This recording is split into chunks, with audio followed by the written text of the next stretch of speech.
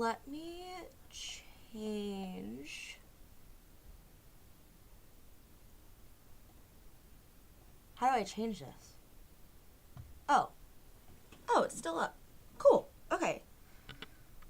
So this is day 4 for me of the Bbno No AI art challenge, and I'm not really listening to SpookTube right now. I'm listening to Oompaville. Should I put like a little video up? Nah, I'll just have y'all listen. Alright, here you go. I'm sorry. So he's obviously lying. Today I'm just going back on trying to draw him more.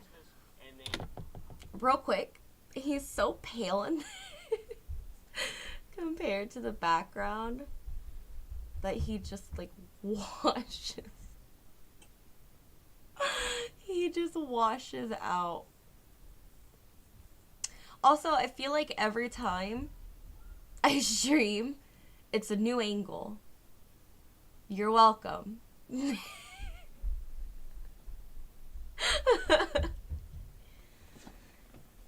Okay, but here we go. Just gonna jump into it. Talk shit once he left. Ice Poseidon did the same thing in that other country where he got trapped. I wanted to make this video to apologize to Mrs. Snoop, no Brat, Oompa, and the Bbno Hotel in Bangkok for the actions that I've done. I think they did something gay or something. I forget exactly what they did. They did some kind of gay crime or something. I'm not sure. But if you do shit in these countries, it seems like they just lock you up and then make you apologize publicly, and then you're just free to go for some reason. No whoopings, no getting tossed in the gulag or some shit. Go to Eastern Europe, 1981. See what happens then, Johnny Somali. Read about the Gulag Archipelago, okay? You'll be building some walls in the middle of the ocean if we're not careful. And I'm not even joking about that either. Thankfully, the South Korean government figured out that Johnny Somali is a lying piece of shit and was not going to let him get away with his stupid lying piece of shit dumbass antics. His multiple incidents in October and November of 2024, including the statue and more, held him from leaving the country until his trial on March 7th, 2025. And the results of this trial were posted by a cozy who was actually in the courtroom. That's unbelievable, dude. So the thing is, we just got out of the trial. It went absolutely terrible for Johnny. What a crazy, just so in on the, just being there. Oh man, props to Otozi. It's very impressive. Johnny showed up more than an hour late with a MAGA hat on and a big bottle of water, and he was just screaming out of essentially he got in trouble for, number 1, wearing the hat, and number 2, the bottle. The court reviewed the 3 charges he would receive, but the 4th charge would be coming soon. So he received 2 counts of minor crimes and 1 charge for obstruction of business. In the Korean system, once the police decide to actually formally charge you and they send it to the prosecutors, that's pretty much it. That's where you get the 90+% conviction rate. You're pretty much done. If they've decided to go that far, that means they have the evidence to prove the crime. Therefore, his next trial to decide what to do with him isn't until the 9th of April, 2025, which is just in a week and a half here. And we'll have to wait and see what will happen then. However, things aren't looking good for him. He's trapped in a country where everybody hates him. He's been beaten up multiple times, and he's been so desperate that he had to run to Ice Poseidon and beg him for money and to help him get unbanned on Kick because he's so fucking broke. And luckily, Ice Poseidon doesn't want anything to do with him either, which is crazy because Ice Poseidon is like also a piece of shit, a crypto scamming piece of doo-doo poo, and like they're best friends, they're best buddies. It's pretty epic, dude. I'm telling you, this is why people hate you. And I'm telling you, this is why I don't want anything to do with you. Because you look for problems. I don't go around looking for problems. Sometimes I see videos of Ice Poseidon or some little Arabic fellow. I'm not sure if it's Ice Poseidon, but it's look very similar. It's this little guy, he's like this tall, and he's got this little small head, but he's got a really large nose, like this little guy. I'm not sure, maybe you guys have seen him. I always think it's Ice Poseidon whenever I see him. He's this little Arabic guy. I don't even know if that's offensive to say, but it's this little Arabic fellow that I've seen lots, and every single time I'm like, so now he's trapped in a country with little to no money, and he's banned off Kick, so he's making $0 off streaming, and he's going to court soon, so that might him to serve prison time finally. Please. I would love to see that. I would donate money to some kind of fund in South Korea just to get him to go to prison. Imagine if you could do that. If you could, like, the court of public opinion, you could just get people to go to prison by donating money or just being, like, having enough updates on Reddit. That'd be cool. Well, there are 4 charges against him, but only 3 of them were addressed today. Okay. The 4th charge, which he just discovered about the other day, which I brought up on my stream 2 days ago, and he got the notice of in Korean yesterday. Actually, didn't even get it. Sorry. Oh, wow. He didn't know anything about it today, and his lawyer didn't know anything about it. Yeah, they were pretty shocked. What a celebration. It's like a celebration for commentary YouTubers, just like slop tubers. Yay! Let's all go hang out at the South Korean court. Watch Johnny Somali lose his life behind bars for the rest of time. Yay! That's what I would do. I would donate heavily. I think that they should bring a level of democracy to whether or not people go to jail forever. That'd be cool. We could just all get together and just send someone to jail. The whole justice system or whatever, you know, I live for justice and serving justice and innocent until proven whatever I don't care about any of that. That's what my holy relic's for, alright? Isn't that right, holy relic? Cut the lights. I'm telling you, this is why people hate you. And I'm telling you, this is why I don't want anything to do with you. Because you know your problem. I don't go around looking for I mean... I swear to God, I know it doesn't look like it, but I am making progress. Damn, that's your fault, yeah. Here, hold on. He used to do that, and kind of... There we go. Yeah. So, there we go. This is where we are right now. I forgot that was real life. Who the f*** is Ice Beside? Who the f*** is that guy, dude? Who are these people? Stop scamming your audience with crypto scams or whatever. Dipshit. For like 200 grand. Not worth it. I also think that Ice Beside secretly really likes Johnny Somali, and he's just kind of aware of the negative attention. He's kind of waiting until he can bring him under his fold when it's actually cool, when, you know, the charges are dropped in South Korea, if that ever happens. But now that Johnny Somali's court date is coming soon, he's still acting like a fool for some reason on the streets of South Korea. He can be seen doing dances in public, wearing shorts and no shirt, acting like he's inebriated on drugs. They want to charge me for doing, twerking on the subway. You want to charge me for twerking on the subway? He's built kind of like a large baby.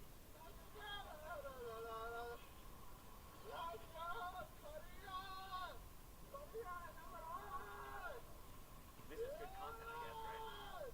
It looks weird. I got my hand under the desk right now, moving my mouse around. I promise you, that's not what it looks like. I'm just trying to... This is terrible, dude. He has the craziest lips between his legs I've ever seen in my entire life. The deepest moose knuckle that's ever existed. Deepest moose knuckle ever.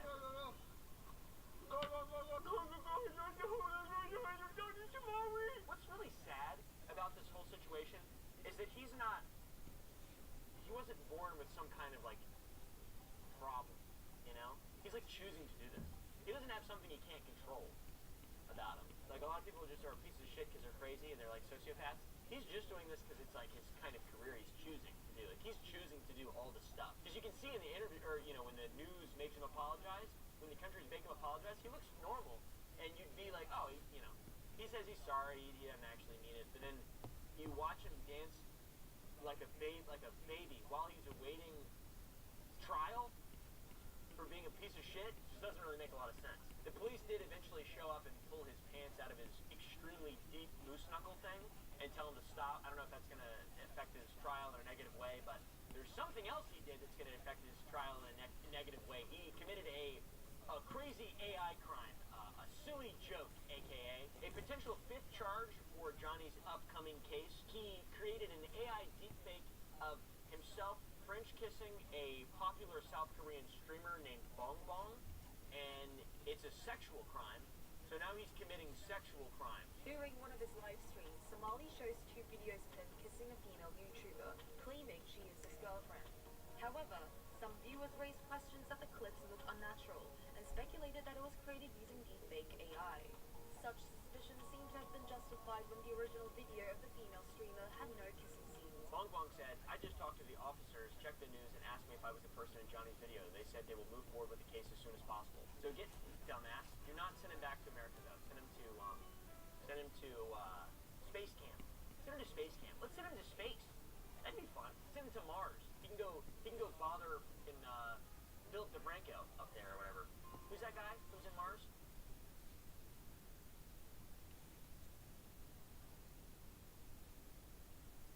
We need to figure out a better way to put that.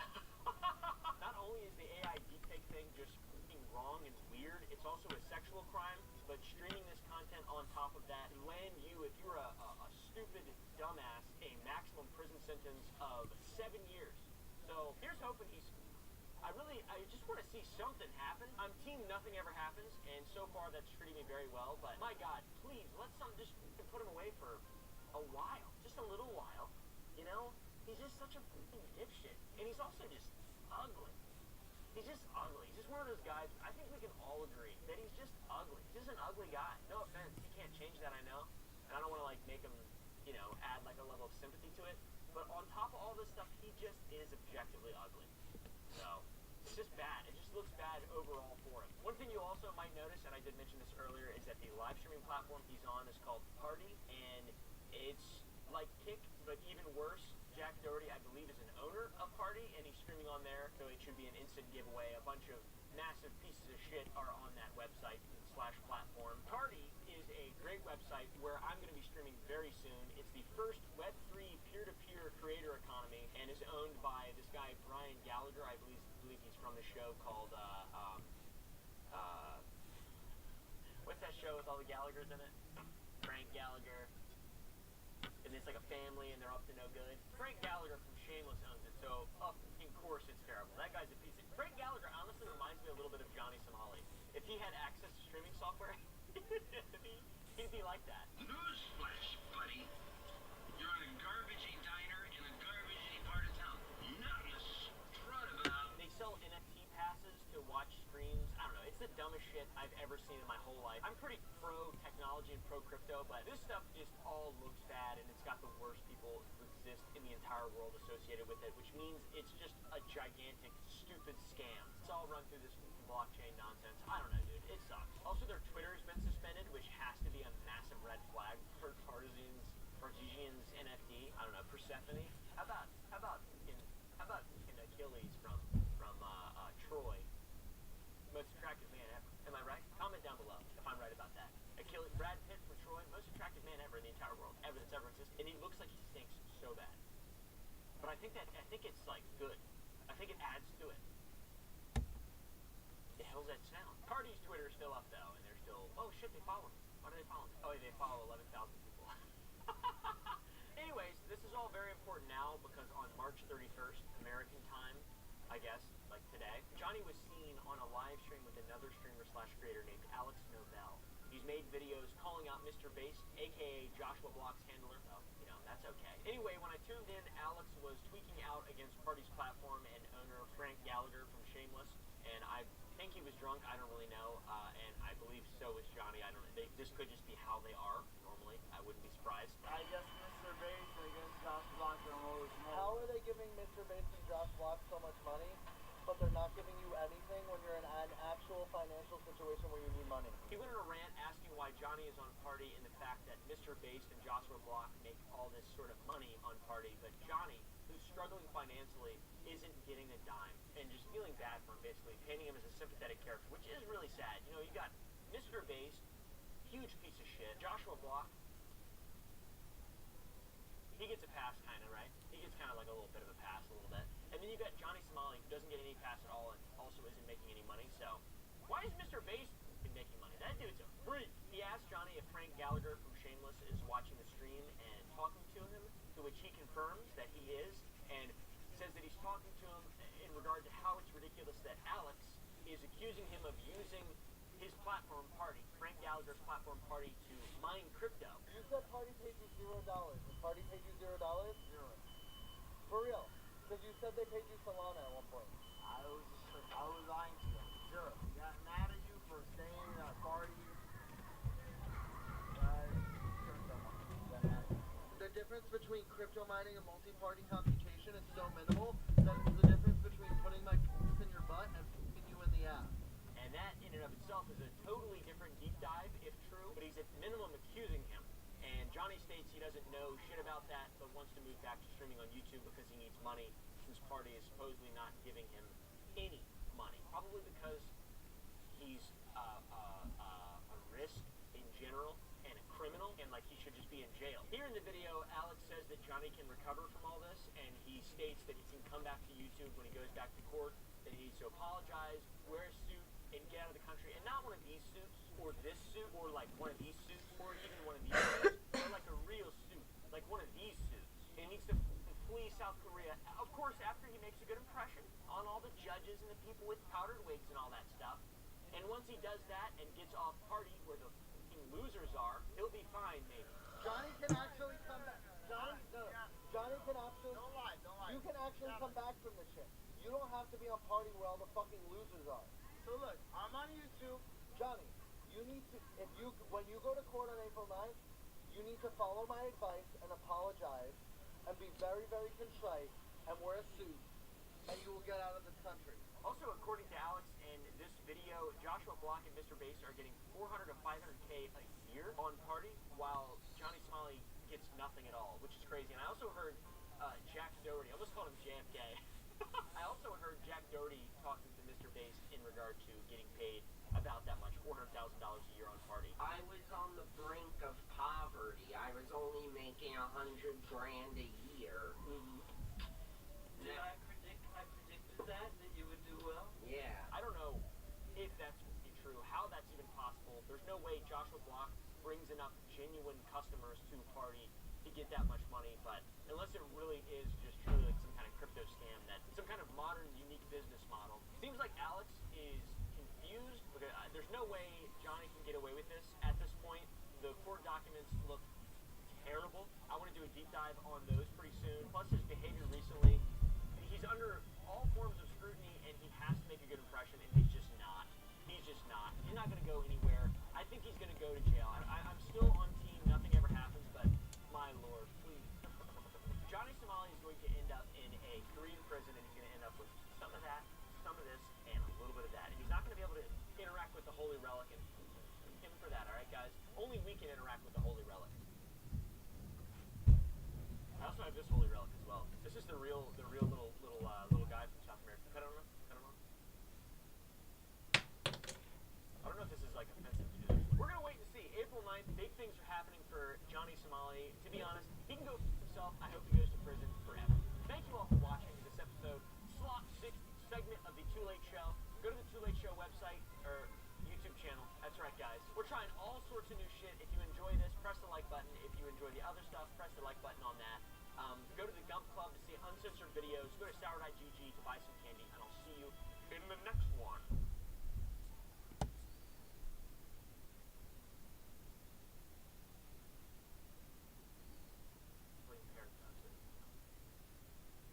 I'm like a baby. And I don't have like the baby kind of cognitive impairment.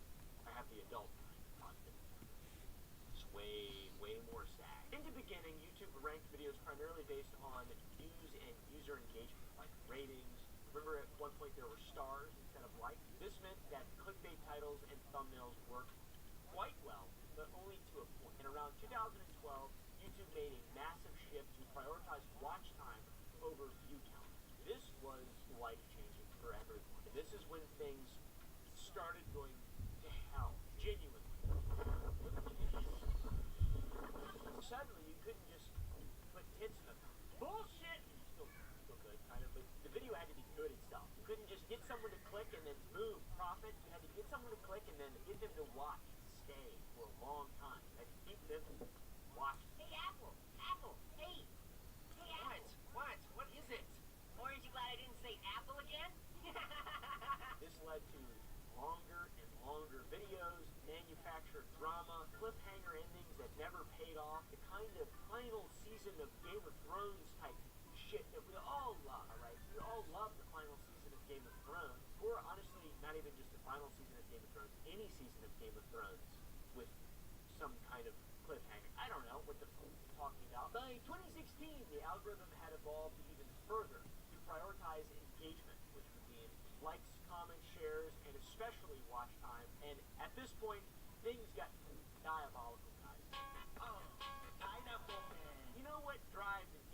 Anger, outrage, fear, loathing, hell, controversy, conflict, or something. I'm not exactly sure, but they figured out what cable news figured out 20 years before. The White House hopes to call for a vote on the deadline resolution early next week. If it passes, then by March 17th, as a senior official, Saddam Hussein will finally be out of final opportunity. But even if it doesn't pass, the president has left no doubt that he's ready to go to war. Nothing keeps people glued to their screens quite like anger. Jerry, Jerry, Jerry. The 90s again, but instead of it being on cable TV, shows that they had in the 90s to early 2000s on like Spike and all that shit, that just became YouTube as a whole. Biggest social media platform human beings have ever had, ever in their existence to communicate, became the Jerry Springer Show. Yeah, is that a female or man? It's a boy. His name's Keelan. Wouldn't be the first time we had a bitch on the show. As you can see by this really cool graph, there is a direct correlation between controversy and engagement. Alright guys, confession time. I've got a lot of bad habits.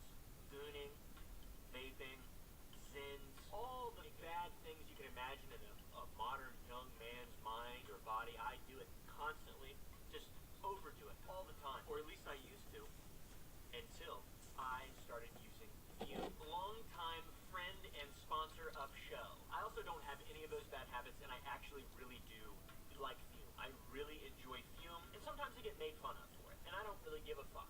Go use Fume. Go buy their shit, okay? We'll get to the ad. Fume is a flavored air device. There's no vapor, there's no nicotine, it's just natural flavors. They taste amazing. They've got black pepper, maple. I don't even know if they have those anymore, but I've been using it for so long that those are my favorites. So once again, they taste amazing. They last a very long time. You can think of it like herbal tea, but in a sleek, portable design that you can fidget with. You can crank it. You know, you can crank that thing like you're cranking your hog or something. They have a ton of flavors you can choose from. They've got minty flavors, fruity flavors, spicy flavors, all the above. If you want to try it yourself, go to tryfume.com/Oomaville or scan the QR code on screen right now. And if you use my links, my various access ways to the Fume portal, you get a free Fume topper, which sounds like a funny, weird thing, but it's a real cool little thing you can chew on, and you'll get one of those when you order your journey packet today. Don't keep putting off changing your bad habits. Try Fume. You won't regret it.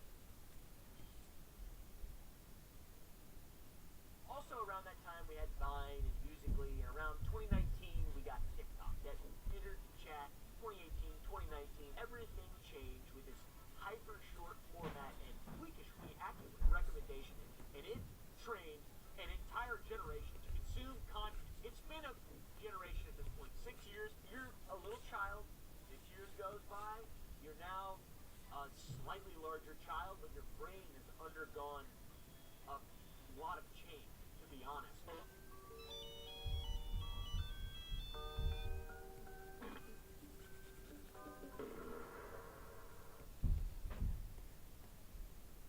And then a whole time you're just getting peppered with Subway Surfers and misleading game ads and probably cartel hit videos and all kinds of insane shit you shouldn't be watching.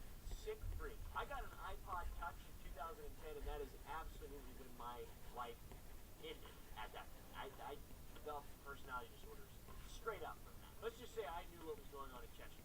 Okay.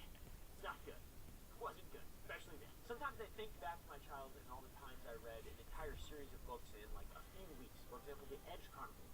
I got all of the Edge Chronicle books that were out at the time when I was reading them, which was probably around 2004, 2005, and I read them in a week. I read them, all of them in a week. I sat down and did my school and then read a book and looked at the art. It was so beautiful, and I just remember laying up on the couch and enjoying the story and just being, you know, just so in the world, and I could never find anything like that on TV, watching movies, nothing. Nothing came close to that book. That didn't last very long at all. Now, I can't even walk without thinking about, maybe the real will be funny when I look at it in the morning, first thing in the morning. There's a funny picture of a black guy, and he's crouching. It says, "Me," when I get out of bed in the morning. It looks like he's crawling on the ground. That's my brain, dude. That's what my brain does. I have books, I read sometimes, but it's really hard. And I feel like it should be. Do you all remember that when life was easier? Maybe you should try screaming at cloud. But what's crazy is how dumb I am by just throwing shade at Jig Z. There's nothing whatsoever wrong. Alright guys, I'm sure you can feel like that too. With pre-iPad baby, there were book babies. Little bookworm babies. Book babies. Now I can't even barely fucking finish a sentence. Finally, during COVID, which was 5 years ago, we see the real resounding rise of live streaming platforms like Twitch and more recently.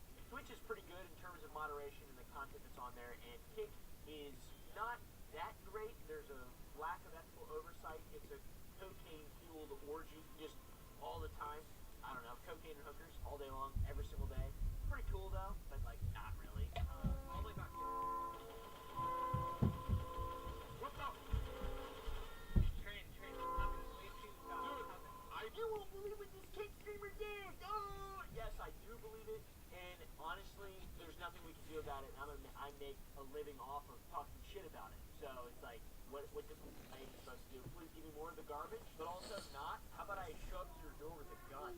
How about that? Chumley from Pawn Stars. I'm not actually threatening Chumley from Pawn Stars. It's more of just a general euphemistic sentence. I don't know. I'm not threatening anyone. I'm just saying. They're coming out of my head. I'm just like unfiltered. It's really crazy right now. Really weird, crazy. This is ruining my life and everything I love. Give me more of it. Please. Let's talk about the creators that I watched back in the late noughts and the early 10s. Okay? The golden age of YouTube is what I call it when I'm trying to sound like an old boomer. That's when all the golden gods of my childhood roamed around. They roamed free on YouTube, prancing and dancing. The beauty of early YouTube, though, was its diversity. Okay? And by diversity, I mean just different white people doing things that were different. It was just, that's pretty much what it was. And Nigga Higa as well. That's all I saw on YouTube. I can't think of a single black person. I'm just being real. Okay? Look at that, KSI. There we go, there's one. I should say one like that. You don't think I'm racist. True though, I don't know what to think. That guy with the big spoon, he was on Vine. I forget what his name is. The guy that laughs like a dolphin. There was very little diversity and very little racial equity when it came to what I was consuming. And it wasn't like I was a racist 11-year-old or anything like that. I guess I was 13. Maybe I was racist. I'm just fucking kidding, alright? It's a fucking joke. Fuckers. I feel like most of that you put in there. Who gives a fuck? Take Jenna Marble, the content creator that I watched all the time with my sister. She built an empire on making funny shit really early on. So in order to make this an accurate video, I started as if I went to the beach or something, no makeup, I'm gonna get drunk, and I'm gonna teach you all the tips and tricks of how to put your makeup on in your camera. With content like how to trick people into thinking you're good looking and what girls do in the bathroom. He had this unique, self-deprecating, chaotic energy. It felt genuine to me. I really liked it. I hate being a grown-up. Oh, and the mortgages were. I hate being a grown-up. Her production quality was terrible. She had that tater charm to her, that old tater charm. And eventually Jenna left YouTube in 2020 apologizing for her problematic behavior and content. She's canceled herself. I mean, really, come on. Alright, so I get it. Feel like we're at a time where we are purging ourselves of anything and everything toxic. And I'm being requested that I address things that I've done in my past. Sure, thanks for that. The end. She's an awesome person. She apologized for it. Cool. Anyways, she really didn't have to do that though. But like, you know, well, I'm not mad at her. Jenna's awesome. She's a legend. No hate whatsoever. I could never be anything as cool as that. Unfortunately. All the shit that she did that was cancelable in 2011 was just normal in 2011. Normal in 2011. 2011 was crazy. It was the dark ages. Some stuff. I don't know. I was playing DayZ and making mods for Minecraft, I think. Maybe more 2012 with DayZ, more 2011 with mods for Minecraft. I don't care or remember or give a press like. But that's what I was consuming in terms of comedy, Jenna Marbles, a lot of Jenna Marbles, pretty much just Jenna Marbles. Oh yeah, also the Gradual Report. Love that guy. The Gradual Report, where we gradually report. I don't remember anything else that he did. I don't even know if he posted. Love that guy though. But on the edge of that is terrible. I just said on the edge of vocational. On the educational side, we had creators like Destin from Smarter Everyday who made videos explaining various scientific concepts with the enthusiasm they made. Alabama-based golden retriever who just discovered physics. And so if you have gasoline down here in the bowl, down here, all full up right here, what you do is you have a little bitty pipe right here, like a straw, that goes up and goes into the center of the venturi. What that does is that creates a little bitty jet of liquid that comes up right here because of that vacuum. And then once that happens, it mixes and then it goes downstream into the engine like this. Videos about shooting bullets underwater or spinning in reverse actually taught you something while entertaining you. This guy, he made really high quality videos. He didn't use a tater. This guy's I love Destin from Smarter Everyday. I would love to eventually do something with him. That's a crazy thing to say out loud because why would he ever fraternize with me? I'm the enemy. I'm the literal definition. Fred and Link have been building their incredible good myth for warning empire on friendship and their willingness to eat basically anything and pretty much create content out of everything all the time, very impressively, consistently, with ever-increasing quality. I mean, they have done an incredible job of staying relevant from then.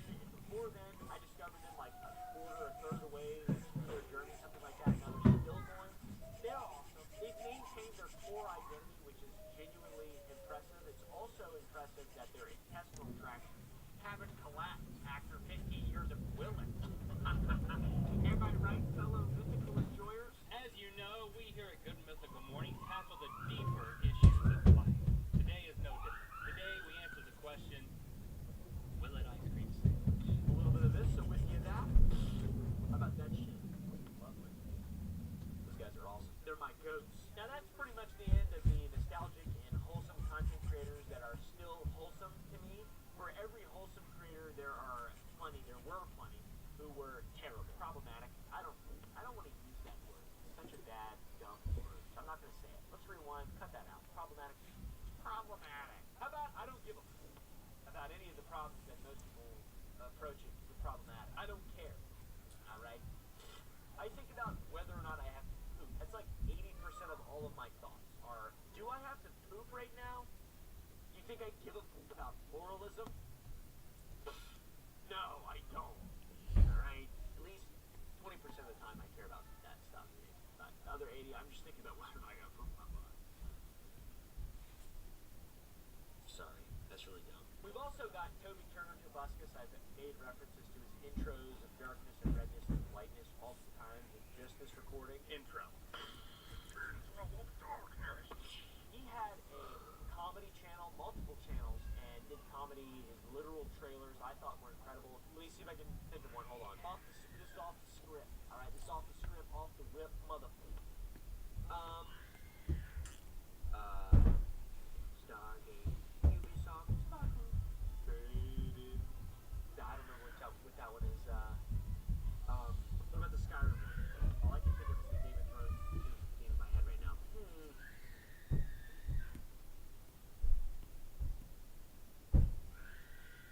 I gotta look it up now. Skyrim literal.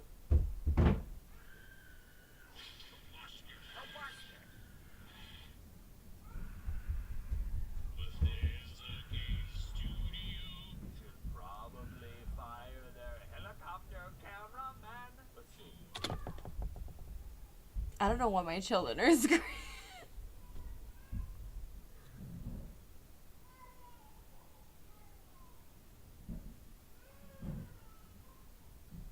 Ian, if you're watching this, yo, are the kids okay?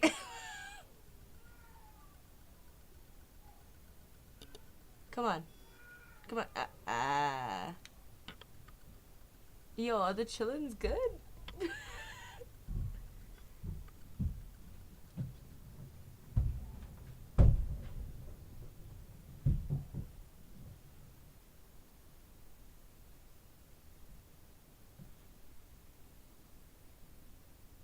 Okay.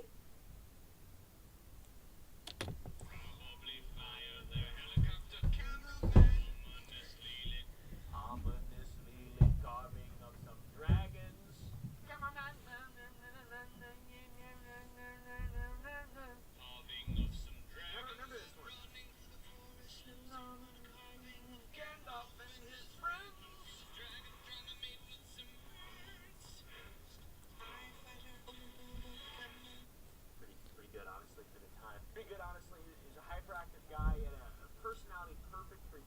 Then came 2016, he was accused of sexual assault and drugging women, and his career imploded quite quickly, alright? And now he's wild man on Twitter, wild man, absolute crazy wild man. I'd love to have him sit right there in that couch, to be honest, talk to him one day for a video, but I think people would get pretty mad at me, so I'll probably do it anyway.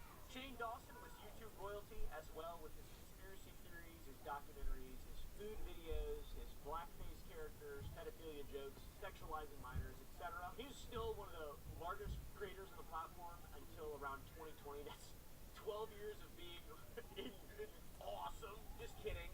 Just kidding. It's just a joke. That's 12 years of being insanely, dangerously epic before he felt any real meaningful consequences. He even did that dumbass sociopath documentary with Dave Paul. I remember getting an argument with people from that, I don't know, what a crazy era. That seems like one of the main differences between content creators now and then. It took forever for people to have consequences for their actions then, and now it's just like, if you do anything at all, you instantly get canceled. You instantly get canceled. Although, the cancellations from back then seem to be more severe than the cancellations now. Nowadays, you can survive them. Even if it's really bad, you just kind of survive it. Another fascinating thing about early YouTube is how it operated with almost no oversight. The content ID system didn't exist at all. Community guidelines were not very well enforced. You could not show people dying, but you could kind of hide people dying, and you'd get away with it. Very loosely, everything was loosely enforced. It was the wild, wild, wild, wild, wild west. And I think what that means is that our golden age creators work better by any real measurable metric in terms of morality and ethics or whatever, because they're all, bad.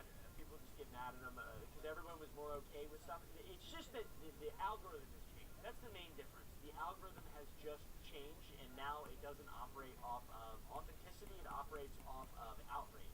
And that's why everybody gets in trouble more as well now, too. The early YouTube algorithm didn't actively promote the most extreme and outrageous content to the degree that it does today. Although people make jokes all the time, like, what if you gave Sprite to a Victorian child, or, explode or something like that. I mentioned earlier, if I took the top 10 reels I have on my Instagram feed right now and I put them on YouTube in 2005, that shit would explode. There's some content out there that would make people's brains catch fire back in those days. I mean, really. There's some shit that I've seen this week from AI that I'm just like,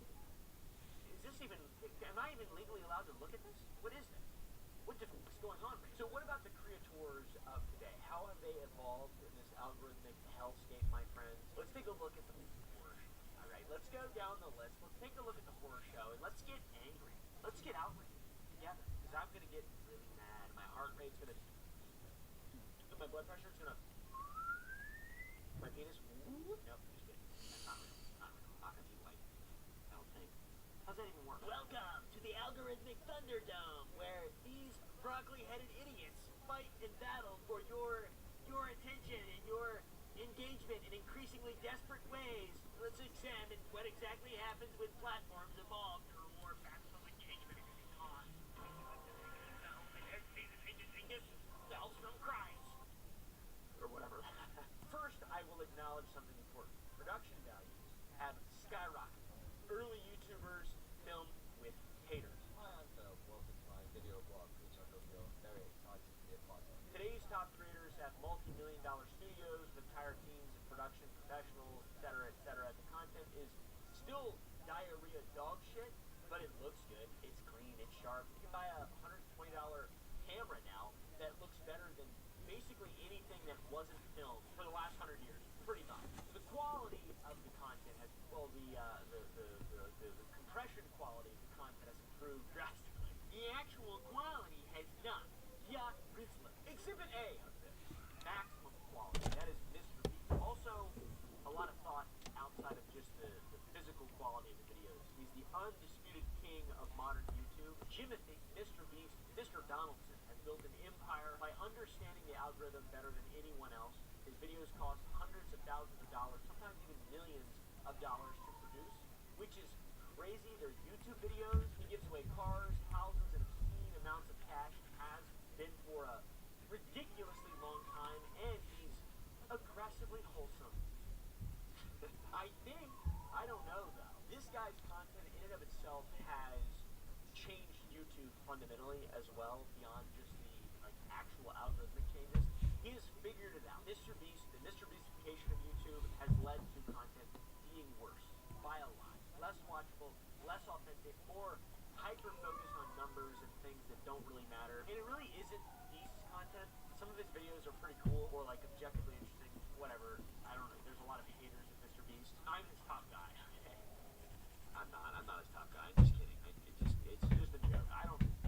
Somebody kill me right now, immediately. A lot of the Mr. Beast tryhards, though, are so fucking annoying that it's difficult to put into words. A lot of these broccoli heads that I'm talking about, these Gen Z people, they fall under the I am like Mr. Beast purview. I make Mr. Beast content. I am broccoli head. Although Ryan Trahan is, I think, technically a broccoli head, but doesn't count because his videos are incredible. His videos are better than Mr. Beast's.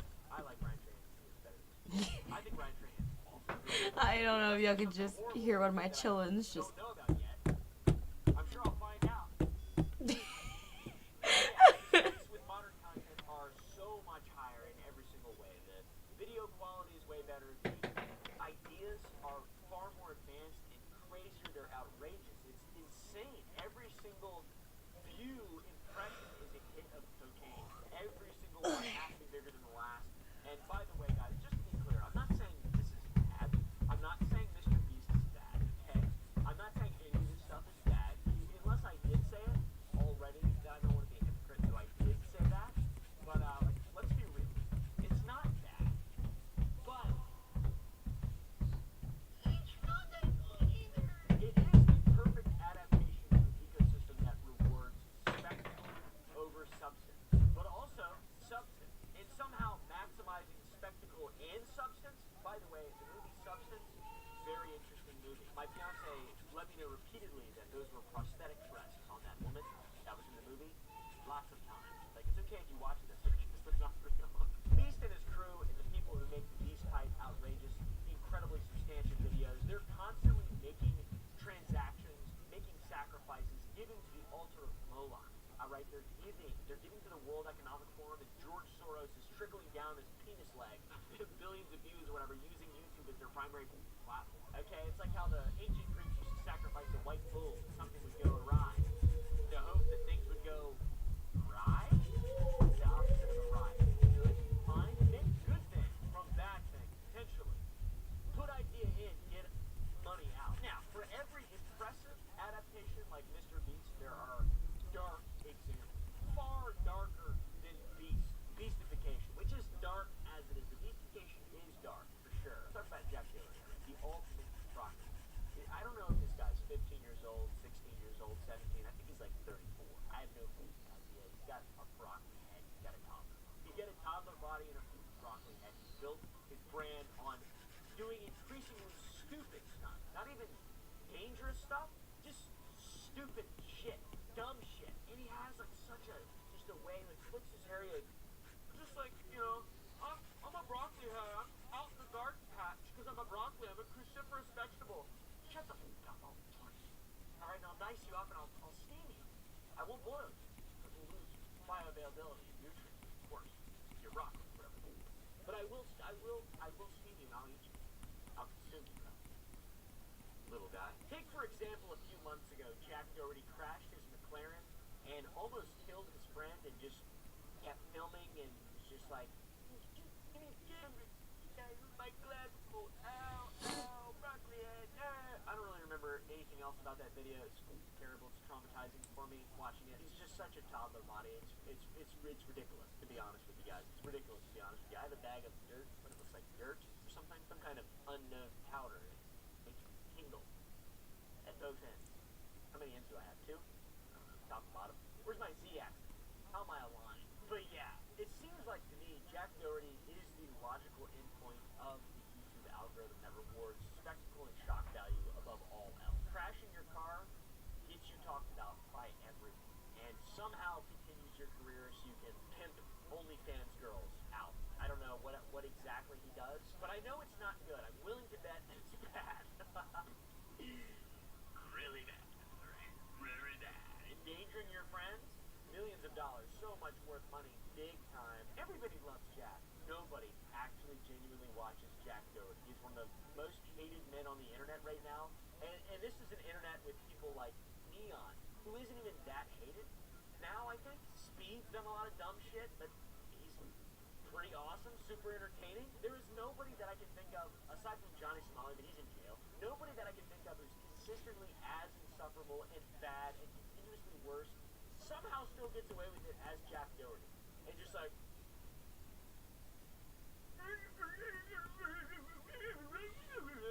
I've heard some people say, well, you can't like Jackass and not like Jack Doherty and these other people. You can. They did dangerous stunts in the early 2000s. Some of them were insufferable, like Steve-O, for example. He was terrible really early on, but they still had insurance, safety teams, medical supervision. They didn't involve random civilians on public roads. They put thought into what they were doing. They did real, genuine stunts. They Mr. Beastified being dumbasses. That's what they did. It was some high-level shit. These folk in this modern day, they're just doing things the shortest, easiest possible way to make the most amount of money and scam people the most. Cryptocurrency. Meme coin. So if you're new to this, you've never seen Jack Doherty, you probably heard me mention Johnny Somali. If you don't know who that is, I'm going to introduce you. He is an IRL streamer, which means he walks around in real life and just streams and bothers people. He just bothers people. He's been banned from Japan. He is an asshole. He's live streamed himself harassing people in Japan. He live streamed so much that he got arrested, banned from the country. PewDiePie even made a video about how pieces of shit like him are ruining countries because they tourist there and then they just are massive doink heads. It's fucked up, dude. It's sad, brother. It's so sad for people like me, good people, who want to go to these places and like, I'm a content creator.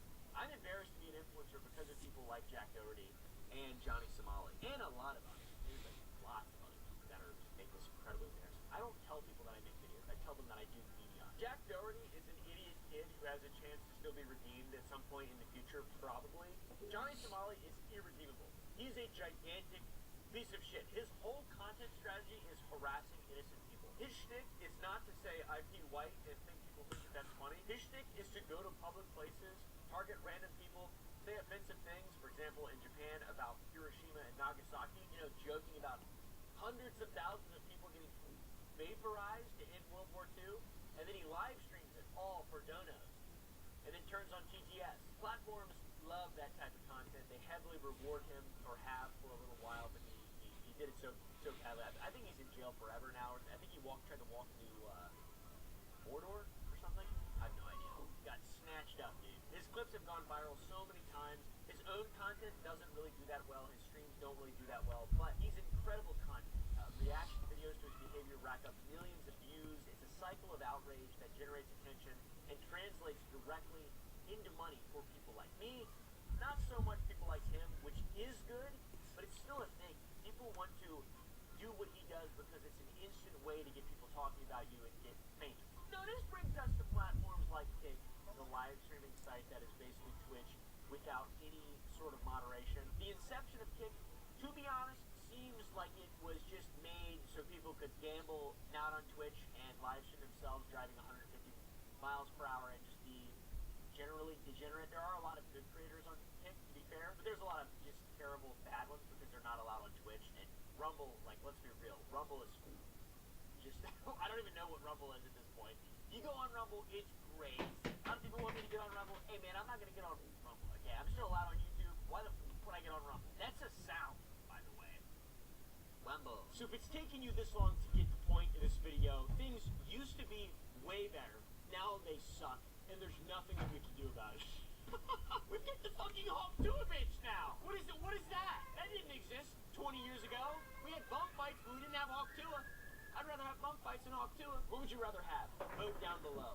Hawk Tuah girl or bump fights? Obviously not bump fights. That's a travesty. I suppose the main difference is that the dudes who made bump fights had to work really hard and try their absolute best for a long time to develop a cult-like following of people who wanted to watch bums fight and were just bad people. Whereas now, you just have to be loud and IRL stream, and you're that thing now. You attract the same audience. It's way easier now. It's just easier now to be bad, and yeah, it was better. It was better. The end. That's my argument. Anyways, thanks for watching. If you guys enjoyed, press the like button if you want to see more videos. Smash that subscribe subscribe button, I have no idea.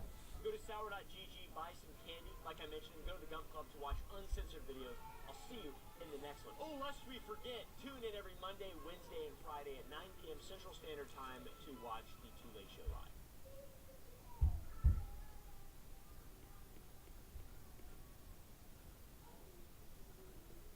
The online beauty community is well known for being filled with drama and crazy content creators. The eye cream is an exact ripoff of Tacho. The component, everything, yes it is.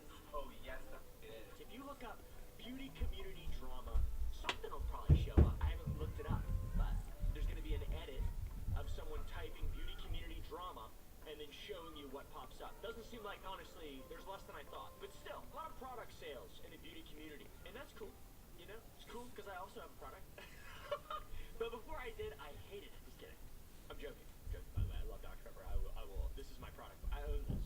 Did you guys know that? I own Dr. Pepper. This is my thing. But I'm like a Dr. Phil doctor, though, not like a physician, like a practicing physician. The point is, these people make a lot of money off their viewers. There's a lot of money in the beauty community. That's sort of the point we're trying to make. Creators like James Charles, Jeffree Star, Laura Lee, my favorite, to be honest. They've all had drama surrounding their big chungus channels with millions of subscribers and billions of views.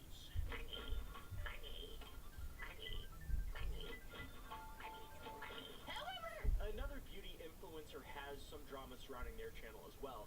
But the strange thing is, this drama's been going on for around 4 years now and counting. I'm heavily implying that it's still going on, and now we're talking about it, guys. Get it?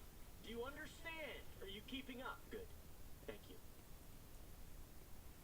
Thank you. The influencer we are talking about today is named Lily Jean. Today, we are taking a look at one girl who fabricated her entire life. An influencer whose following is mostly on Instagram. This person has been harassing and stalking a commentary YouTuber known as Primic for the last 4 years because of a video that he made calling her out for clearly view-botting her account and photoshopping her photos. So 4 years ago, I made a video on a girl named Luigi. I'm sure everyone here remembers her. I'll let you, my pretty, and your little dog too.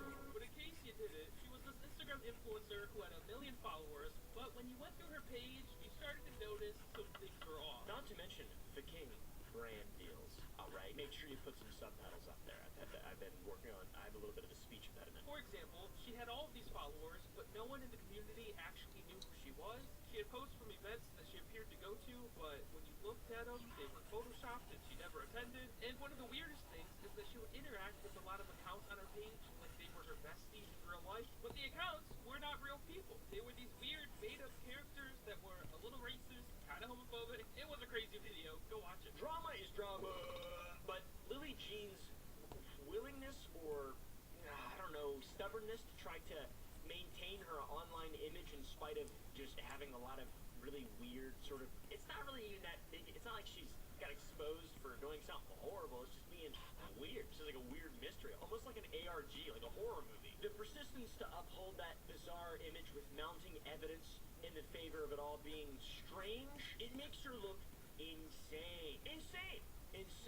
Insane. Put a definition up of insane. Thank you. Primic recently came back and did a video exposing Lily Jean's behavior. The reason we are here today is because for the past 4 years, Lily and her mother have been doing some very crazy stuff behind the scenes, and it's reached the point where I can no longer stay silent. And I believe this is potentially the final nail in the coffin for a content career. This is unexpected. This is an unexpected turn of events here. Very strange. So who is Primic? Well, Primic is a commentary channel. I think he's a commentary guy that's been relatively under the radar over the last few years. Recently, on my own time, I've been looking into people that have had public scandals a lot in their life, and I've been doing this because I've been curious to know what happens when all the bad publicity goes away and people stop caring about the situation. It's kind of like Oprah's Where Are They Now, but for scummy people. For the past 5 years or so, Primic has made videos on various interesting people online. A lot of the content that Primic makes is on influencers, different creators that fake aspects of their work or life, like Lily Jean, like this other person, and this fella. Not to mention the family channel that Primic called out for allegedly faking getting pregnant with a new baby. Allegedly. I don't know, dude. Allegedly. Allegedly. For today, we are going to take a look at a vlogging family that were accused of faking a pregnancy announcement video, and then just a few days later, faking a miscarriage. Allegedly.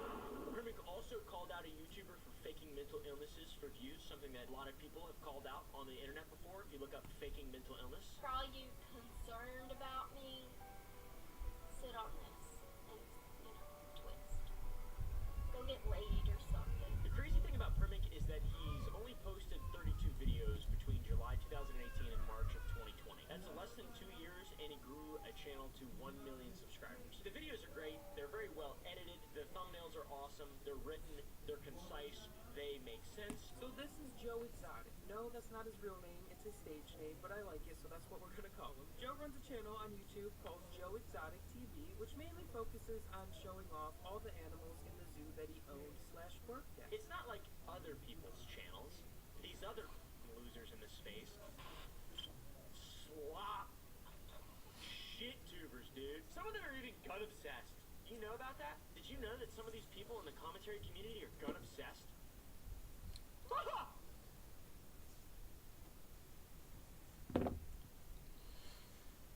This is an airsoft gun, actually. That's pretty impressive. Took me a long time to do what I've done, and it's not even impressive in any way, shape, or form. So, and when you're covering some wacky, zany personalities like the people that Primmick has covered, people who fixate on fame so much that they fake every aspect of their lives for themselves to appear more famous or to achieve more fame, and they just wrap themselves in their content, and they're not even people, really. They're just these images online. They're just moving images.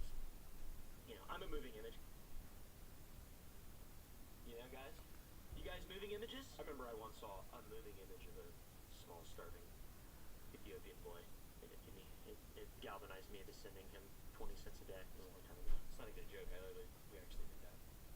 Pretty chill. It makes sense that Mr. Primmick would make some enemies with these types of videos, calling out these kinds of people who are just sort of a little unhinged, maybe some might say. Primmick stopped uploading for a very long time, years, after he covered an individual named Lily Jean for supposedly faking her entire career online. On websites and in articles, Lily was portrayed kind of like this prodigy child who had all of these amazing talent, but then, looking into her work, it didn't seem to match up with the hype. We need to learn a little bit more about this.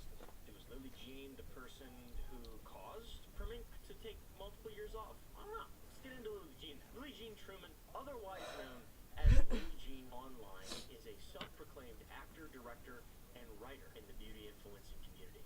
Alright guys, it is a magical community of so many talented individuals. I don't know. I don't know anything about it. Lily's been posting regularly online since 2017. Her first YouTube video was about makeup, obviously. The golden era of makeup had begun. Post-war icons including Marilyn Monroe and Audrey Hepburn. This was considered an era of the masculine. Thick and creamy foundations were used along with thick red matte lipsticks and pink lipsticks. And this would be her continued style of content until this day. She would continue to post on YouTube for a while and eventually create her Instagram account where she would gain most of her followers. As of 2024, she has 1.4 He's still too pale for the video. Posts regularly on both of her platforms, YouTube and Instagram. She loves posting. She's a big poster. Come on. Big poster fella. Alright? Kind of like me a little bit. Now, the difference between her Instagram account and her YouTube is astonishing. Her Instagram account has a lot of followers. Her YouTube account has 22,000, Yeah. which is not that many. It's not very common to see a 22,000 subscriber channel belonging to someone who's able to make a full-time living off of YouTube. That's just not a thing. And Instagram, I have no idea how that works, to be honest. Sometimes I just post pictures of me. The ones I love. Alright. Follow me on Instagram sometimes. I'm pretty gun obsessed on there. Not really. I'm pretty normal on there, I think. Maybe not, but slick with it. Chill with it, to be honest. A lot of people, including Primmick, saw this as a suspicion and called to question how something like this is even Just possible. know, baby knows. You make me upset. You're bald. Focus! Make me mad. And you go bald. All that luscious, greasy hair gone. I don't know, man. I'll take a kick deal. I'll take a kick deal. Gambling, and I can gamble in all I would gladly do that. Not really. God, I'm so If I were to get Alright, here we go.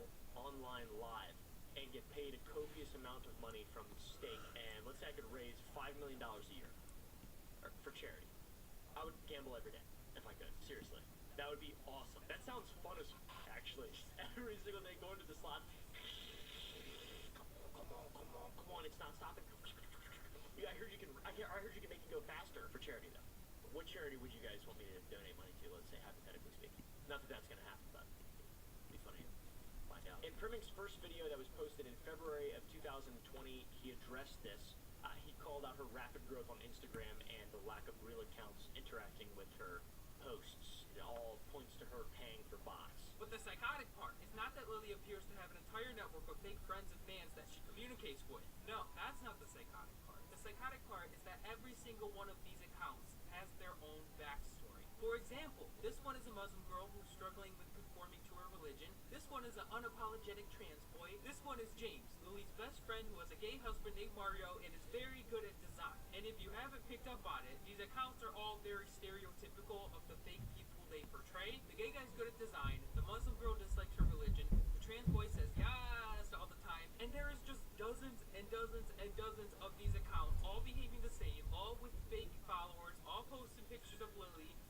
It's crazy. Plus, if you look at her analytics, you can see that she gets about 2 to 3% of an engagement rate from her audience, which means that she is 20 to 30,000 out of the million interact with her stuff, which is not that many. That's pretty low. But just looking at her stats, she went from gaining 150,000 followers in 1 month, which then drops to 6K the next month, and then goes back up to 150K, which is a huge red flag because followers shouldn't fluctuate that much. I also found a time frame where she went from receiving 20,000 likes on her post to only receiving about 100 in like a week, which heavily implies she stopped buying likes at one point, and her engagement rate is below 1%, meaning only 10,000 of her followers are active on her account. I could go into the comment pods I saw, the cross-media deviation, etc., but that's too nerdy.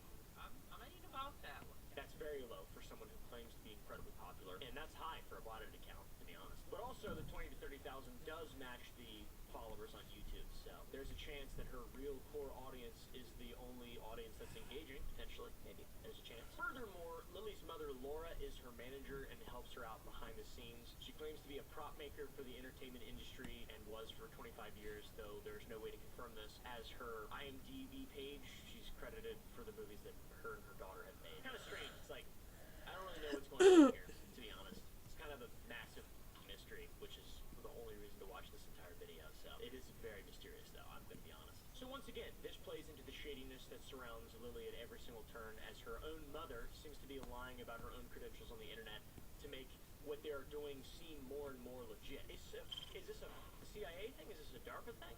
Because it's not that good. Lily was also homeschooled by her mom. Red flag! Red flag! Red flag! I was homeschooled by my mom. She hates it when I say mommy. She hates it. I'm not gonna say that anymore. I don't like saying that either. I hate it too, dude. What the fuck? So Lily was fairly limited in her exposure to other ideas and other people and perspectives, it seems, growing up. Perhaps causing a lot of the upcoming craziness we'll be discussing, guys. Because I'm crazy, and it's because I was homeschooled. So I'll really be able to give the proper perspective here, because I was also homeschooled, incredibly limited, had no outside perspectives. Yeah, dude, got obsessed. Cult, grew up in a cult, only ate vegetables from Mother Earth.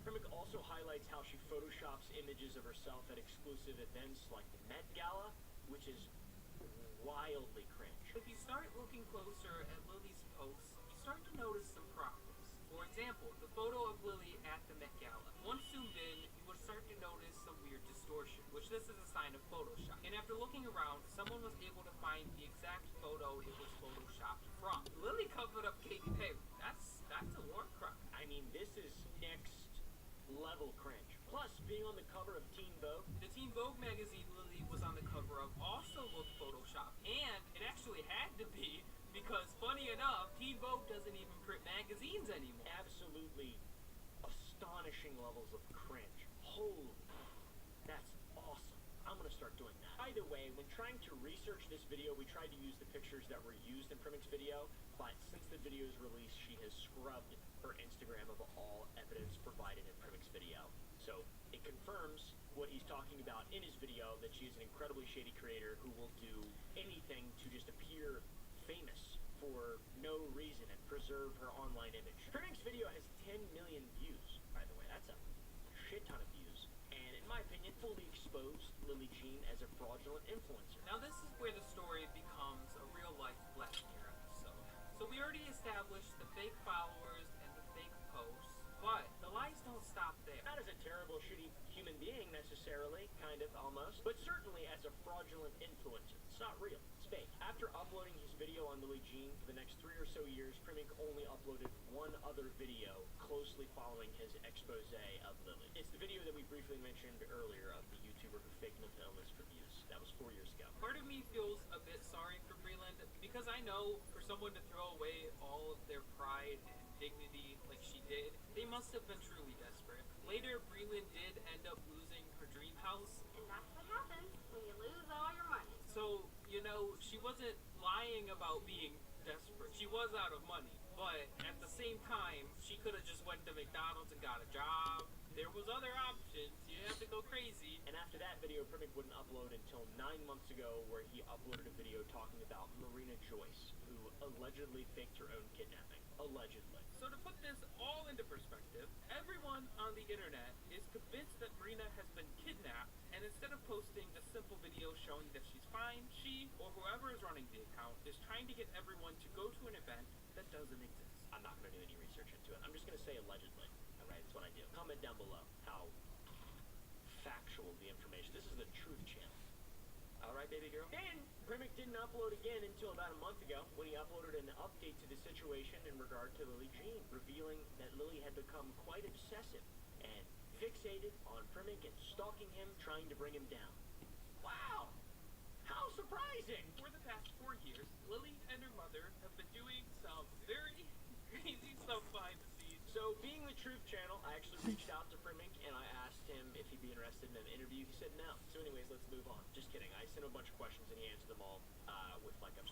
Dude, he's a yap fest. This guy, he loves yapping. I'm just kidding. I'm teasing. He's real nice. How did you find out about Lily Jean to begin with? There was a Reddit post in r/beauty guru Tratter that was asking what was going on with Lily Jean because no one had heard about her and her account was partnering with so many brands. It was a very good write-up about Lily's whole situation, and after reading through that, I began looking deeper into the situation and saw that everything she was doing was fake. Interesting. Thank you, Reddit. Alright, but how soon after making Ian, shut up. They have mentioned before that Ian, leave me alone. even though behind the scenes they've been trying to take it down for years. There was also a now deleted video where they tried to debunk lots of the claims in my video without really mentioning me. I'm not exactly sure why they haven't gone after me publicly because they haven't. Sorry. They're probably worried I would make another video. I would probably them, honestly, because this video is really, it's like I'm talking to a man because your video is so good. I love this video. It's got 10 million views. Listen, I'm trying. I'm trying to zone in. This Primink guy, he's pretty chill with it. This Primink guy's pretty chill with it. Like, look, this is where I know. Look. This is where. Wow, I'm so bad at trying to do this through camera. Okay. There we go. Come on. There we go. Woo, woo, woo, woo. That's what I'm doing right now. Leave me alone. It's really hard to homeless people. It's really hard to people who have enriched themselves off of your own money. Te amo. Crypto gambling. It's hard. I know it's hard. When looking into possibilities Anyway. of intrusions, we discovered that they have filed 2 bankruptcies back to back, been evicted at least twice, owe over $20,000 in tax warrants, and have been sued numerous times from credit cards and other businesses for unpaid bills, etc. This has all happened within the last decade, and no one in their household appears to have an actual job. From what we found, they appear to be abusing the financial system and squatting laws in New York to sustain. No, okay, so apparently, hold on, let me check. Apparently he folded and named his Spotify Bbno. Let me see. I'm actually astonished that they have been able to do this for so long, but I think this is the reason they are so blatantly. Nah, cap. I don't see it. This is why my plan was to get the platform's attention versus He lied. The only thing that will actually hurt them is if Lily Jean loses platforms. True, actually, really. I wonder how long he did it for then. I appreciate him so much for responding to that. Just so many. I asked him a lot of shit and he responded. I'm ignoring a lot of chats right now. Articulately, much appreciated. Seriously, go check out his channel. Follow him on Twitter, Instagram, wherever So. he has a following. I don't know if he has a following on Instagram. He's no Lily Jean, that's for sure. He's kind of like the. So I'm thinking about taking like a quick bathroom break. So anybody who is watching or just chilling, bathroom break, snack break.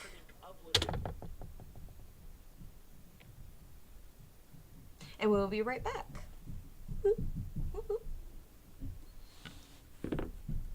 Here we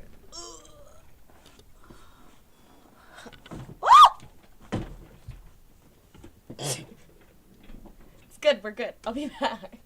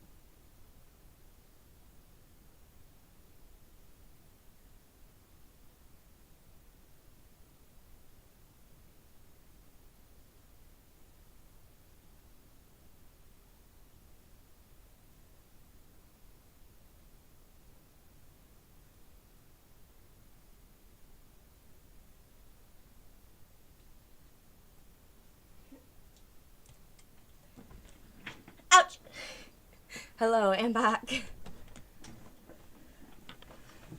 Alright. Ugh. Okay.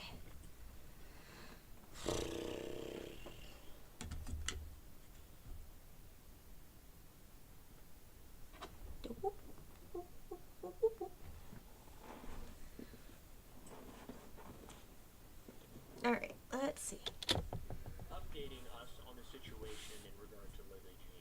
Hey guys, how's it going? We have no time for chit chat. We have serious issues today. In this video, Primic also revealed that Lily and her mother have engaged in psychological warfare. This is using words or terms on someone, convincing a large group of people that someone is something to invalidate everything that they believe. Specifically in this case, Lily and her mother want to make a large group of people believe that Primic is a Nazi or a pedo.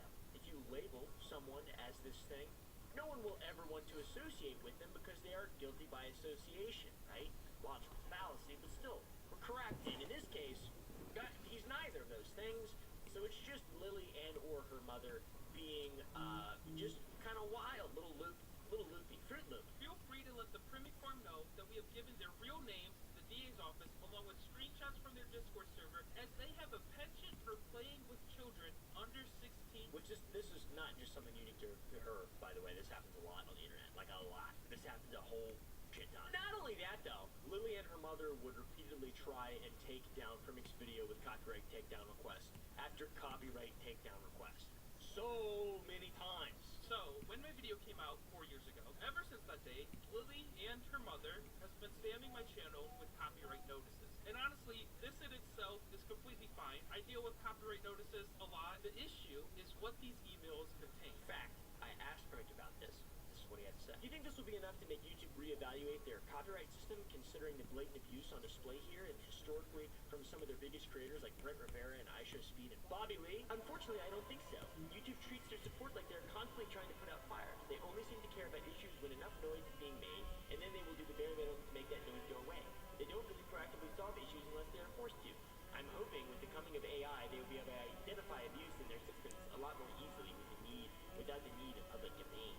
It's kind of bleak, and the only hope I have is that AI comes and fixes their poorly run automated system. That's true, Primic. Thank you for the input. That's very wise. Do you have an estimated number of how many times she took to take your video down over the years? 9 attempts on the original video, 1 successful takedown on a second channel video that has been reversed.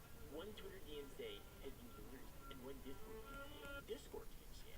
That's a thing, Primic? The point is, they really don't want people to know how fake the channel is. All the shit is just fake. It's all a lie. It's not real. Lily's not a famous person. There may be some small cult-like following, but overall, 99% of everything is just it's fake. The followers are fake. The commenters are fake. The sponsors are fake. How do you even fake a sponsor? By the way, this video is sponsored by Sour Boys. Go to sour.gg and buy some candy. If you thought after being exposed I just put my shit on focus. Why? to pursue a more honest and genuine future for your channel, you'd be wrong. You'd be extremely mistaken. Chumley, all right, you'd be Chumley for Pawn Stars. You'd be the idiot. This is what a degenerate animal Jersey does. On top of a Primic taking this opportunity to reveal that Lily has attempted to essentially have his channel deleted with constant copyright takedowns. Illegal DMCA takedown attempts. Sorry, can't speak. Lily dug herself into a deeper hole. An even deeper hole. Like, I'm talking 2 corpses down. So now, beyond just trying to fake having an online influencer audience, she's faking being an actress. Why? Haven't you heard what they're saying about me? I'm a degenerate animal. Faking having upcoming movie trailers. I would like to introduce you to a fair alien princess, Princess Glamourite. Alright, even receiving awards. But then she'll pretend that it's like a trailer for a movie that's gonna be coming out, and then she'll take this trailer and she'll submit it to a bunch of like really tiny film festivals that like I don't even know if they're real, honestly. And these film festivals are giving her awards for these trailers that are just clips of her acting. We just won another award. This one is from the Critics' Choice International Film Festival. She's posting all the time on YouTube with monologues and acting acting out scenes and has even edited together an acting reel, which is awesome, dude. I think I was getting a multi-denominational Hanukkah, Kwanzaa, just everything, everybody. Life. Here's my acting reel. I also love this scene she filmed from the hit Macbeth. Infirm of purpose, give me the axe. The sleeping and the dead are but as pictures. 'Tis the eye of a child. Or whatever it is. I think it's a Shakespearean play or something. I have no idea. I saw it at Jimmy Neutron, bro. That's how I know about Macbeth. I don't know anything about Macbeth. It is a tale told by Egypt. I am uncultured swine. I'm a Philistine, or a Philistine, or whatever the word is. I don't know. In this scene that is filmed remotely, Lily films hers horizontally, and her filming partner, some guy, films his vertically. Pretty epic stuff. She also has details of the awards that she's won on her website, which strangely couldn't be accessed by some of the members on the team, but I could go to it. I can go to it on my phone. For some reason, a couple of the guys can't, so it's like blocked maybe by Comcast, or an ISP is blocking her website. It's very weird. Some of Lily's awards include award winner at the Gothamite Monthly Film Awards. What the is a Gothamite? Also, lest we forget, award winner at the Stingray International Film Festival, or winner at Best Trailer from Critics Film Choice Awards.com, or Critics Choice International Film Festival. I don't know what it was actually called. Not to mention, guys, Lily Jean was a finalist at the Film Nest International Film Festival and an award winner at Cineplex. Are any of these things real? Not according to me. None of this matters. None of this matters. The video you're watching currently does not matter. And honestly, you don't matter. But as soon as you disengage, you matter. Alright, guys? You don't matter to YouTube. Alright? You don't matter to YouTube. But you matter to me. We did some research on these film festivals, and the first one we searched up was Gothamite, because I've never heard of it. It's a hilarious name. And the Gothamite Film Festival alone is quite a rabbit hole. It's quite the rabbit hole. Gothamite's website has almost no information, but it does share that there are two jurors, Anna Panova and Nana Abulidze.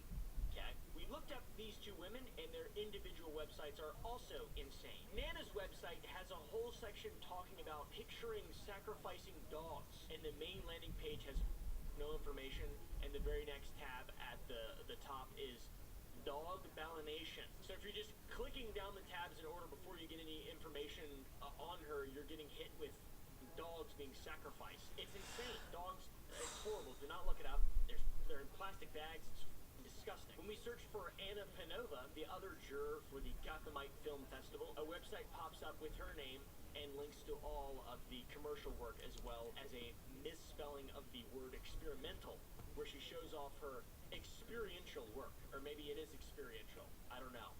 I don't know what you meant. We looked into the examples of her work and found that a lot of it just belongs to other people. So same as my work. Under her commercial work, she lists the 212 cover with Stella Maxwell, among other things.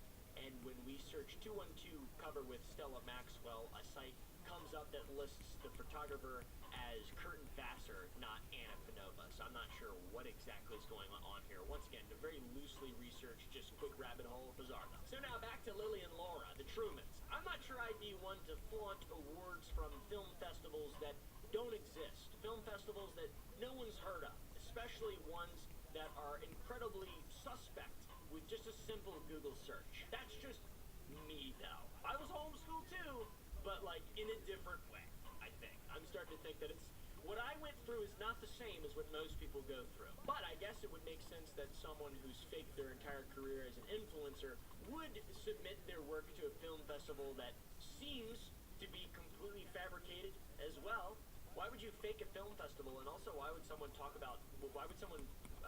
anything about dog sacrifices on their website? Lily, at this point, is checking every single box when it comes to being disingenuous and completely manufacturing every single aspect of your career. Not just the engagement, but also just awards that you're saying you're winning, that give you everything that built this person's identity and this person's presence is fake. Every single thing. All of it. Lily is a synth from Fallout. Alright? Kremink also shared shares that she's been paying people on Fiverr to write puff piece articles about her and publish them on websites that make them seem legit. I should have done this when I was trying to get a Twitter verification a couple years ago, but then Elon Musk bought it, so it doesn't matter. What this is essentially is that you pay people very little money and they will write fake articles on you and they'll post it to places that look really legitimate. Primic even points out that some of these people fake their work as well, which is cool. I spent a few hours combing over Fiverr until I found a listing from a person named Penguin for Hire. So I scrolled through his product photos and he had this article posted as an example of like what he can do, but he cropped out the journalist's name to try to like hide what they're doing. So I looked up that article and I discovered it was written by Yitzy Weiner. But Yitzy Weiner is the same guy who wrote Lily's article. The continued faking of content, comments, and work is only one aspect of Primic's follow-up video, and now I want to talk about the things that Lily and her mom have been doing behind the scenes to stalk, harass, and try to ruin Primic's reputation. We mentioned at the beginning of this section, and also in my interview with Primic, my questions that I asked him that he was kind enough to respond to, short notice on Twitter, that his initial video was bombarded with takedown requests, and whenever a takedown is requested, YouTube shares the reasoning given by the person who's trying to remove the video. It sends you an email and it shares the content. It's like, oh, because it's privacy, or this is my name. You have to share your information. So Primic has shared what Lily Jean tried to claim as her reason for wanting the video taken down. Since the release of your video a month ago, you've stated that YouTube has taken more action into investigating claims from Lily and her mother against creators. But have you received any other attempts to take down this new video on YouTube? Since YouTube responded, I don't know if anyone else receiving strikes from them. YouTube told me that Lily was sent emails every time a video was reinstated, and those emails warned against them that channel deletion of legal actions could be taken if they continue. They also let me know that they were on standby to monitor any new claims that were being sent in. I think the Trumans got the message that YouTube is no longer allowed to make false claims. But over the years, as their claims got rejected over and over, I think something began to snap with them because the emails started to get more and more unhinged. The first taste of this unhinged behavior came in their 5th notice when they tried to use the ugly mermaid drawing. You remember that? They tried to use that one image to get the whole entire video removed. YouTube obviously declined it, and then they respond with, this video has created harm, terrorized a young girl who was 16 at the time and is exploiting a minor. I suggest you remove my client's content immediately. We will be proceeding with legal action for negligence. She claims that Primic infringed upon her artwork by showing a green mermaid she drew in his first video on her. She is a very talented artist. We're going to redraw the mermaid right here for you guys. Wow, that's very nice. Thank you. We've got a real Lily Jean in the editing team. Good job, editor number 3. How many people believe the narrative that she tried to spin that you were bullying a 16-year-old with her art? He did what? Most people see past all the claims they make about anti-Semitism and bullying and whatnot. But every so often they will convince someone of their story, and these people will start championing Lily Jean as a bullying survivor. One of the guys she convinced was Man Defango, and he went on to try and dox Creepshow Art and myself. I mentioned him at the end of my first video. Eventually these people discovered that Truman's story is fake, and they backtracked. Defango recently did a live stream disavowing the Trumans after he tried defending them so hard. He still hates me though, because he thinks I got his channel deleted. That's true, dude, that's true. That makes sense. He probably would hate you. I know at least a handful of other people who they've convinced over the years that got on board to go after creators covering Lil G. Primic's video is good. It's good. It's very measured, very metered. He's much better making content than I am, that's for sure. When Google or YouTube shot down this takedown request, Lily responded by claiming the video was created to harm and terrorize a young girl, to also exploit a minor, and she threatened legal action if no action was taken against Primic, which is bold. That's very, very, very bold. Because you can't just do stuff. There are consequences to actions, to lying. Especially when you're inputting fake information into a legal system, like YouTube's copyright that's an extension of DMCA. That is a legal system. Now, just for clarity's sake, when my video was released, Lily was a full-grown adult, and also, when I read this, the first thing I thought was she 16 when she made that mermaid drawing? Because that honestly makes it 10 times uglier.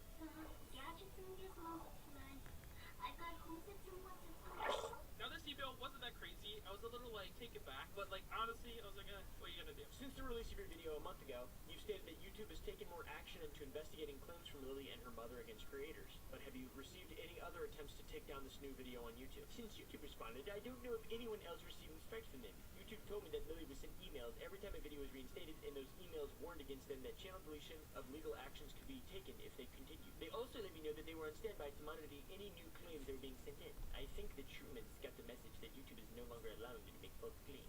So yeah, this, another lie, because Lily Jean was an adult when the video was uploaded and Primink shows this. They tried taking down Primink's video by copyrighting the picture that Lily used in the thumbnail and filing a DMCA or a copyright takedown for the use of copyrighted material. The next thing they did is that they took the photo that I used in my thumbnail and they went and got it registered for like an official copyright with the US government. They got like a fancy paper and like documents, and then they took those documents to YouTube and they're like, hey YouTube, we have this photo registered with the government, you need to take it down. And then YouTube was like, no, sorry, it's still fair use, el bozo. So YouTube responded again by denying that request, saying that Primink was well within the fair use. So they responded by accusing him of verbal, which is crazy. They said that Primink is a content farm in both the United Kingdom and Malaysia, and they tried to compel YouTube once again by telling them to abide by the law, calling Primink's video disgusting, slanderous, and libelous,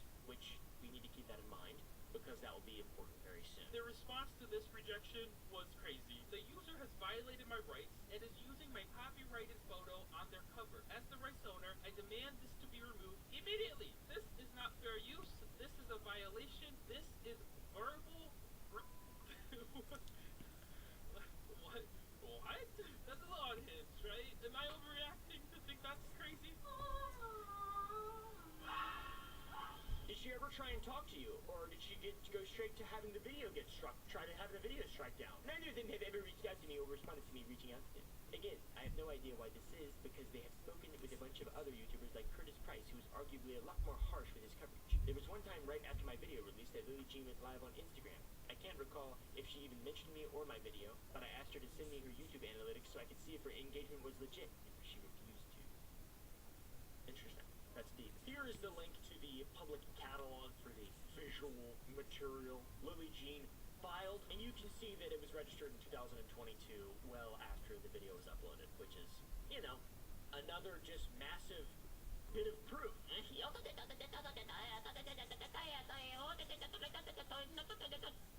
Shut up! So yeah, we got Lily accusing the Primink of defamation and slander. Me too, Oompa? I don't... What? She's accusing someone of doing. You wouldn't think so, but you might at this point in the video, because I'm starting to wonder, is she even real? Is Lily even real? Is Lily's mom even real? The only pictures on Lily's mom's page are just pictures of Lily. And also, Gothamite, Glamourite. What is going on here? There's a lot of weird shit. I think we live in a simulation now, to be honest. Kind of what I'm reading into it a little bit. So if you didn't think that would happen, check out this following claim that she made to YouTube. She would once again, for some reason, say that Primink has a channel that thrives on defamation, and then in the same sentence say that he fosters the discussion, sharing of images, and contact with minors. We expect you to promptly react and stop giving courtesy to a channel that thrives on defamation, slander, and fosters sexual discussion, shared photos, and contact with minors on its YouTube Discord server called Primink Cult 8.0. Further, feel free to let the Primink Farm know that we have given their real names to the DA's office along with screenshots from their Discord server, as they have a penchant for playing with children under 16 years old. Now that is just defamation. That's not true at all. But when this still doesn't work, she would then go out of her way to learn Primink's real name and his address as well. Business name, phone number, all of it. What a freaking weirdo. In this email, they started with my private business name, my entire real name, and my entire address down to my house number. And then, instead of calling me Primink, like they've done for every single email for the past 4 years, they now address me as Mr. My Last Name. So that's a great way to open an email. Totally normal. Since she has sent you your own legal name and address, have you experienced any real-world issues stemming from her possession of your private information? Luckily, nothing IRL has taken place. I have very good security and my audience is very respectful of my privacy. The biggest concern that I have now that this information is public is swatting or potential stalkers. Once your name and address is out there, it never goes away, sadly, and taking away that one barrier is quite worrying, to say the least. At this point, Lily's team would start referring to Primink as Mr. his real last name.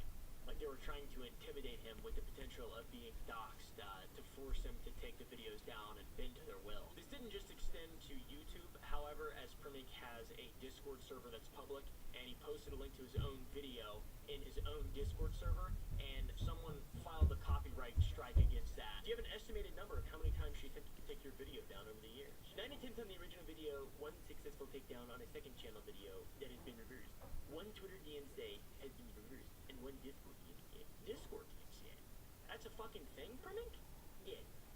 I wonder who it was. I didn't even know you could get copyright strikes in Discords. It's kind of weird.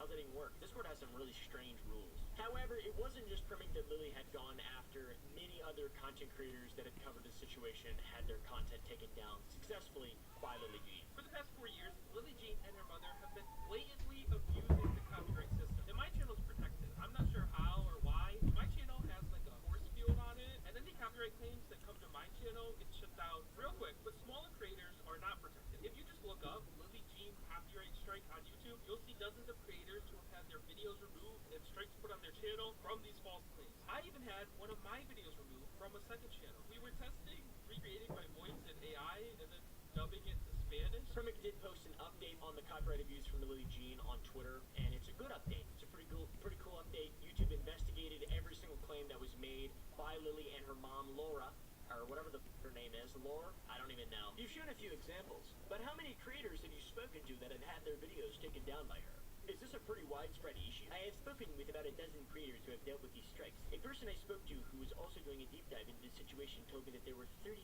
channels they were aware of that had some sort of run-in with Truman. And this was just on YouTube. I know there are dozens, if not hundreds more, encounters like this on platforms such as Reddit and Twitter. Many of the videos were reinstated and strikes that were given were undone, which is rare. YouTube very rarely actually changes their stance on stuff. For example, I'm still dealing with the strike from a P. Diddy video. Now TMZ has a goddamn show about the whole thing that I made a video about. Absolute bullshit. However, this does not mean that the problem is over, and I'm sure Lily Jean and her mom will continue to try and silence detractors and continue just lying and talking about, just making fake shit up constantly. Do they even exist? Are we in the mind of Lily Jean currently and she's Stromboli pulling the strings? I'm a real boy! Or whatever.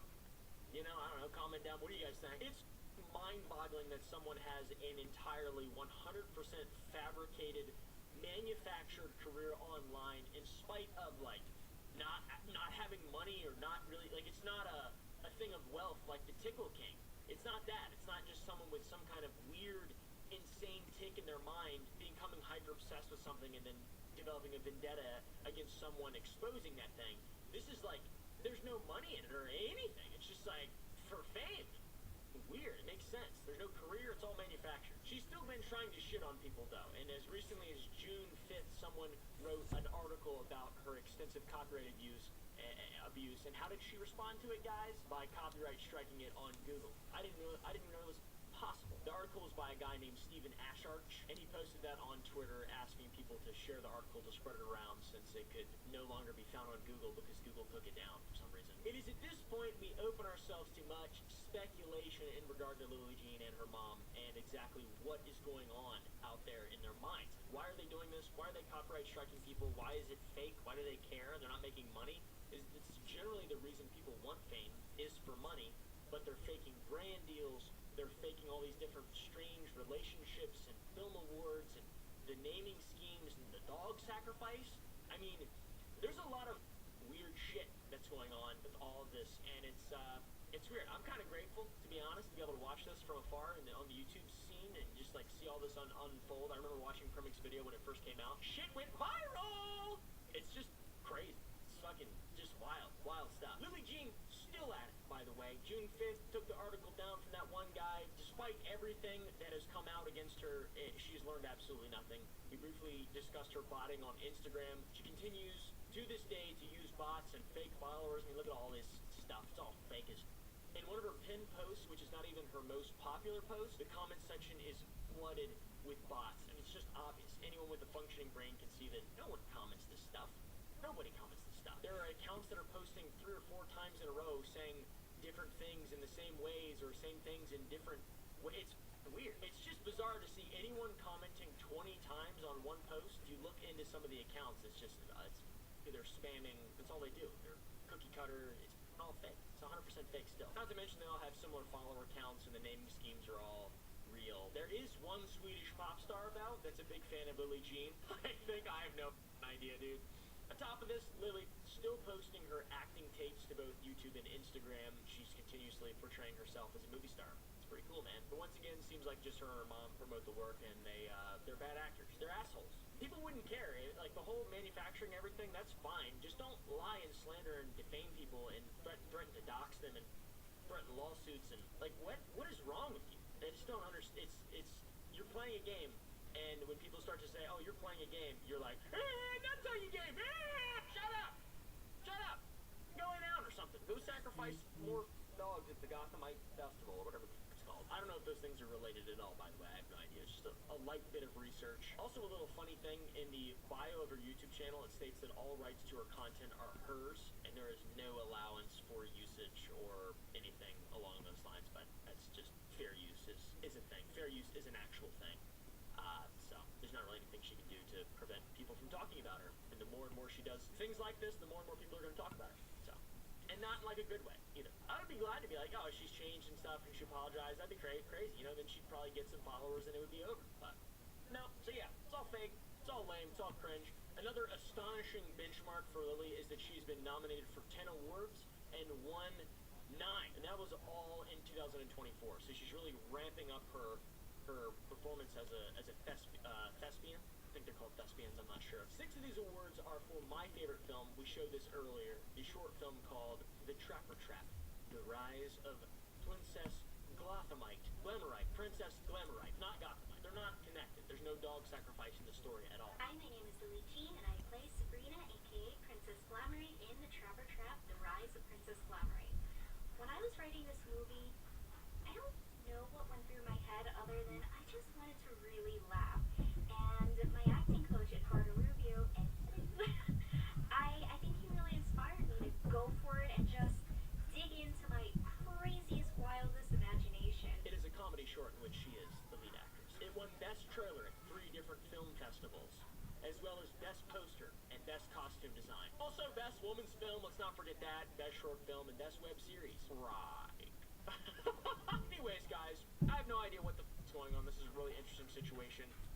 Do some research if you'd like. Watch all of Primic's videos. Go sub to him. Follow him on Twitter. Follow him around. I appreciate him for responding to the DM so kindly. That was massive. Anyways, thank you guys for watching. Be safe. Drive safe!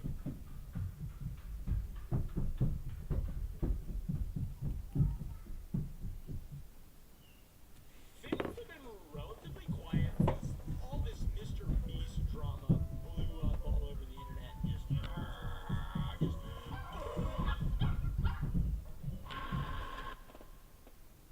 Since the Beast thing, there has been a bit of a drought on drama, as you can probably tell by all the conspiracy videos that I've been making. I really like those, and I would rather make those anyways, and there will be a lot more, but some interesting stuff has been happening in regard to this story, the Primic story, okay? We talked about it before. The influencer we are talking about today is named Lily Jean. Today, we are taking a look at one girl who fabricated her entire life. I'm not just talking about it because...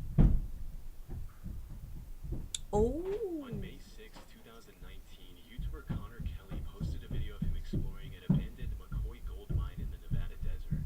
However, what was supposed to be nothing more than a fun adventure with his family quickly turned into a disturbing experience, one that would likely stay with the group for the rest of their lives.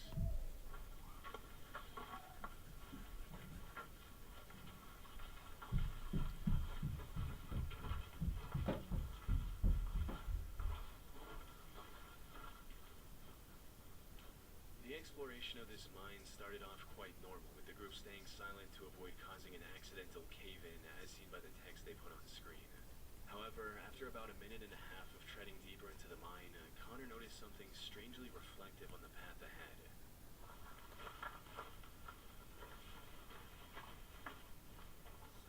Do you see that reflection? They're trying to...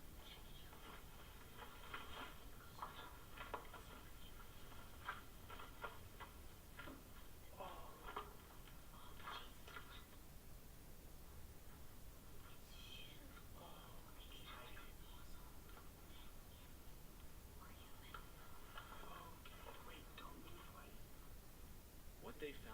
pointing back at them was a shoe, amongst many more in a massive pile with random bones scattered throughout. That's a bone right there. Actually, there's quite a few bones in this. What made this pile even more odd was the sheer variety of shoes on display. Many of them were clearly very modern, while some were models that were released over 30 years ago. How could such a random assortment of shoes end up in an abandoned gold mine in the middle of nowhere? Things took an even darker turn when the group ventured further into the cave and found a bunch of bones, including a relatively intact spine. This is water crazy. It is gonna be great. So we can't trust this.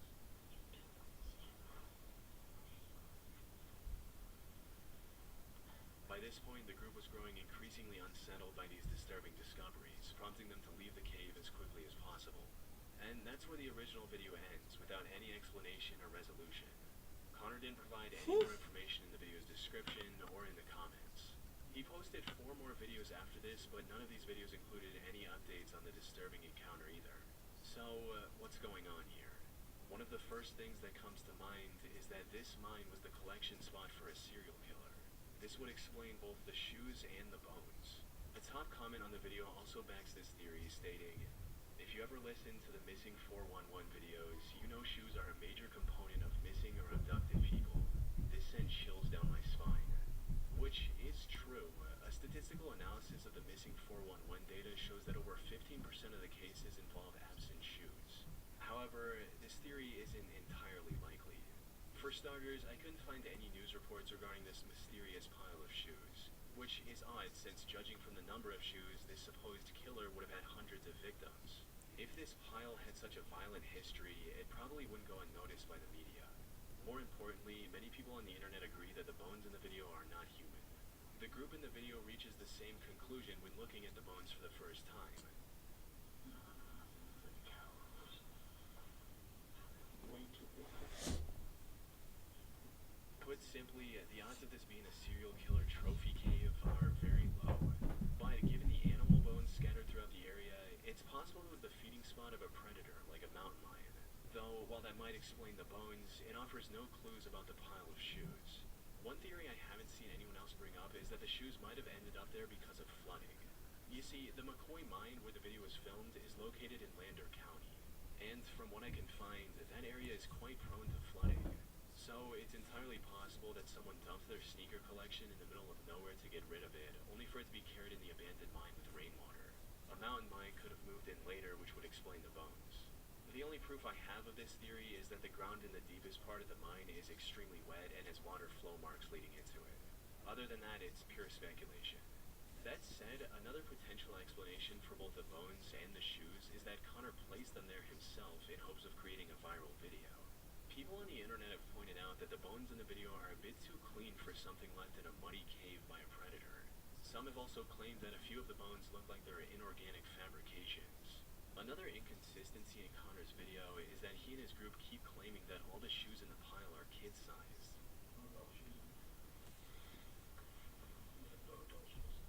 He even mentioned that in the video's title, which reads, "Kids' Shoes and Bones Found in Abandoned Mine."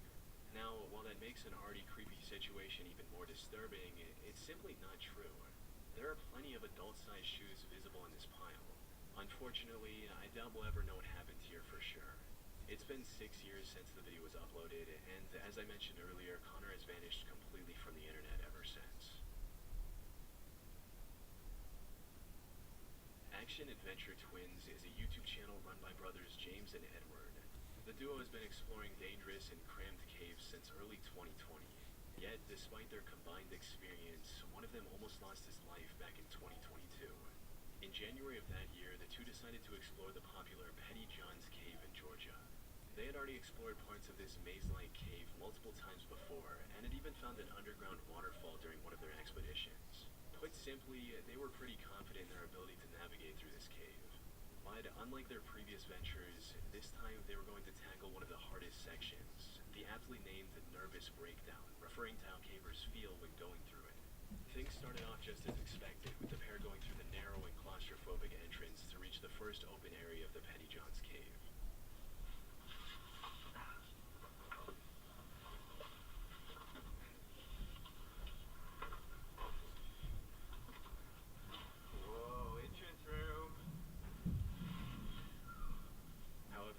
take long for the cave to begin closing back again, forcing the two to squeeze through tiny passageways.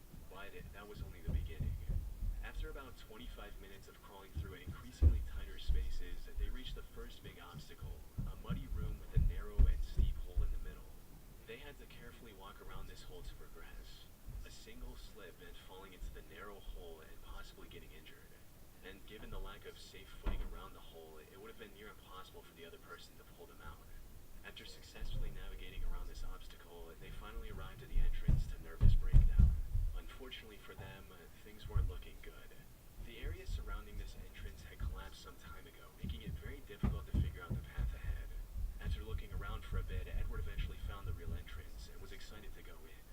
He genuinely couldn't wait to find out what was down there and began his descent, leaving his brother behind in case something bad happened. What he didn't realize was that this was about to be one of the worst decisions he'd ever make. Because after descending for a few minutes, Edward called for his brother, only to be met with complete silence. I found a rope.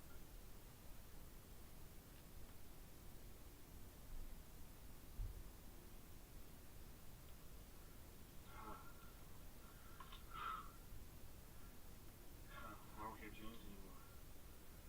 Uh-oh. In other words, Edward was now lost in an unknown section of the cave without any means of contacting his brother. At first, he tried to stay calm and continued his descent, hoping to find James before long. However, after staying separated for over 30 minutes, the realization set in. He knew panic was the fastest way to make a bad situation worse, but at this point, he couldn't help but feel a growing sense of unease.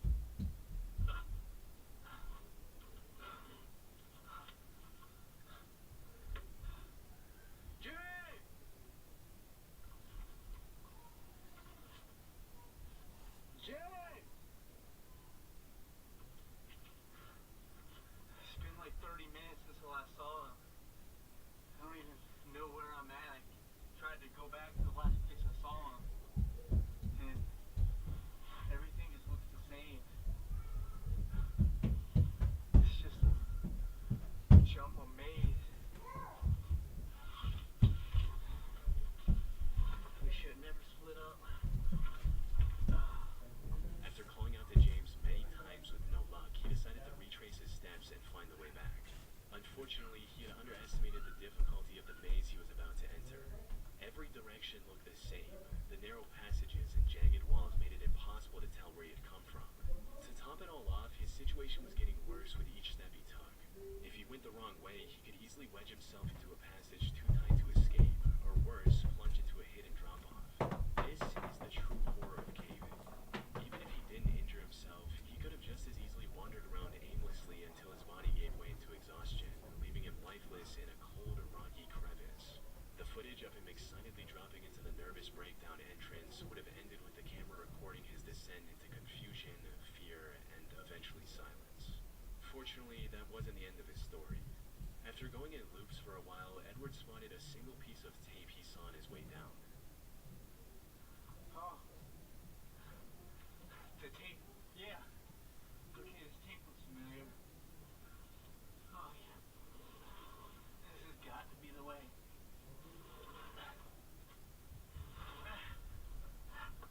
I'm getting close. Jay! Still nothing. This unexpected clue turned out to be exactly what he needed. It helped him regain his bearings and finally head in the right direction. Finally, he heard the best sound he could have heard in that moment. Jay! Oh. You're over here? Oh. Dude. This place is a maze, man. Man, dude, like, dude. I thought we were never gonna see each other. Dude, I know. The two stayed together for the rest of the expedition and made it out alive without any major injuries. They're still exploring caves on YouTube, but now with a lot more caution. In January of 2014, a group of cave explorers decided to conquer the Lost John's Cave in Lancashire, England. It's a vast cave network that spans a length of nearly 3 miles, or 4.8 kilometers. The known deepest section of this cave also goes down a staggering 690 feet, or 211 meters. Most members of this group had been spelunking for years, and like most other cave explorers, were quite confident in their skills.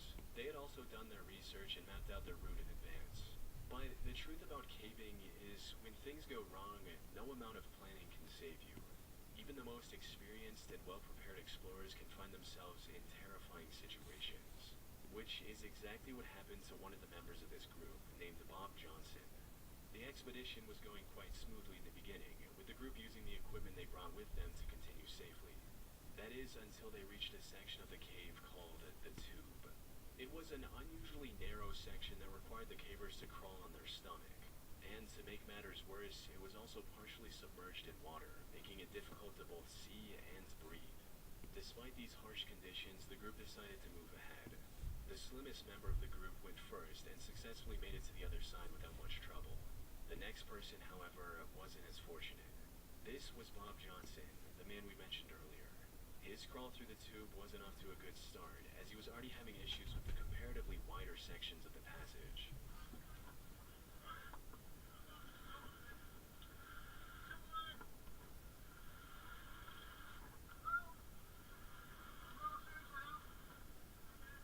He then somehow managed to reach the tightest part of this treacherous section, but that's where his luck ran out.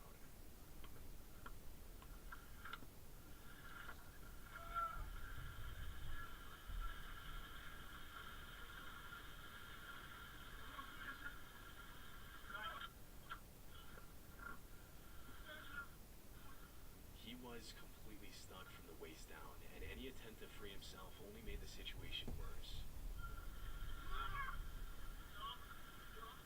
Now, being stuck in a narrow cave like this is extremely stressful on its own. The walls close in on you, and every movement feels like it's pushing you further into the tight space.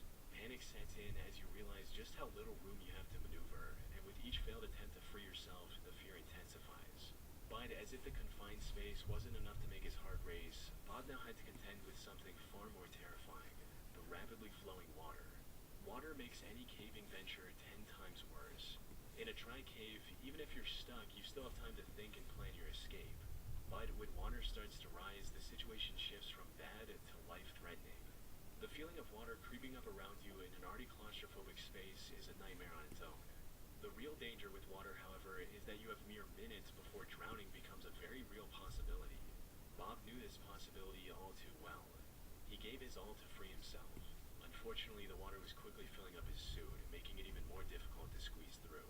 But when the situation seemed hopeless, one of the members had an idea that ended up saving Bob's life. Instead of pushing forward, the members behind him tried pulling him back, and it worked.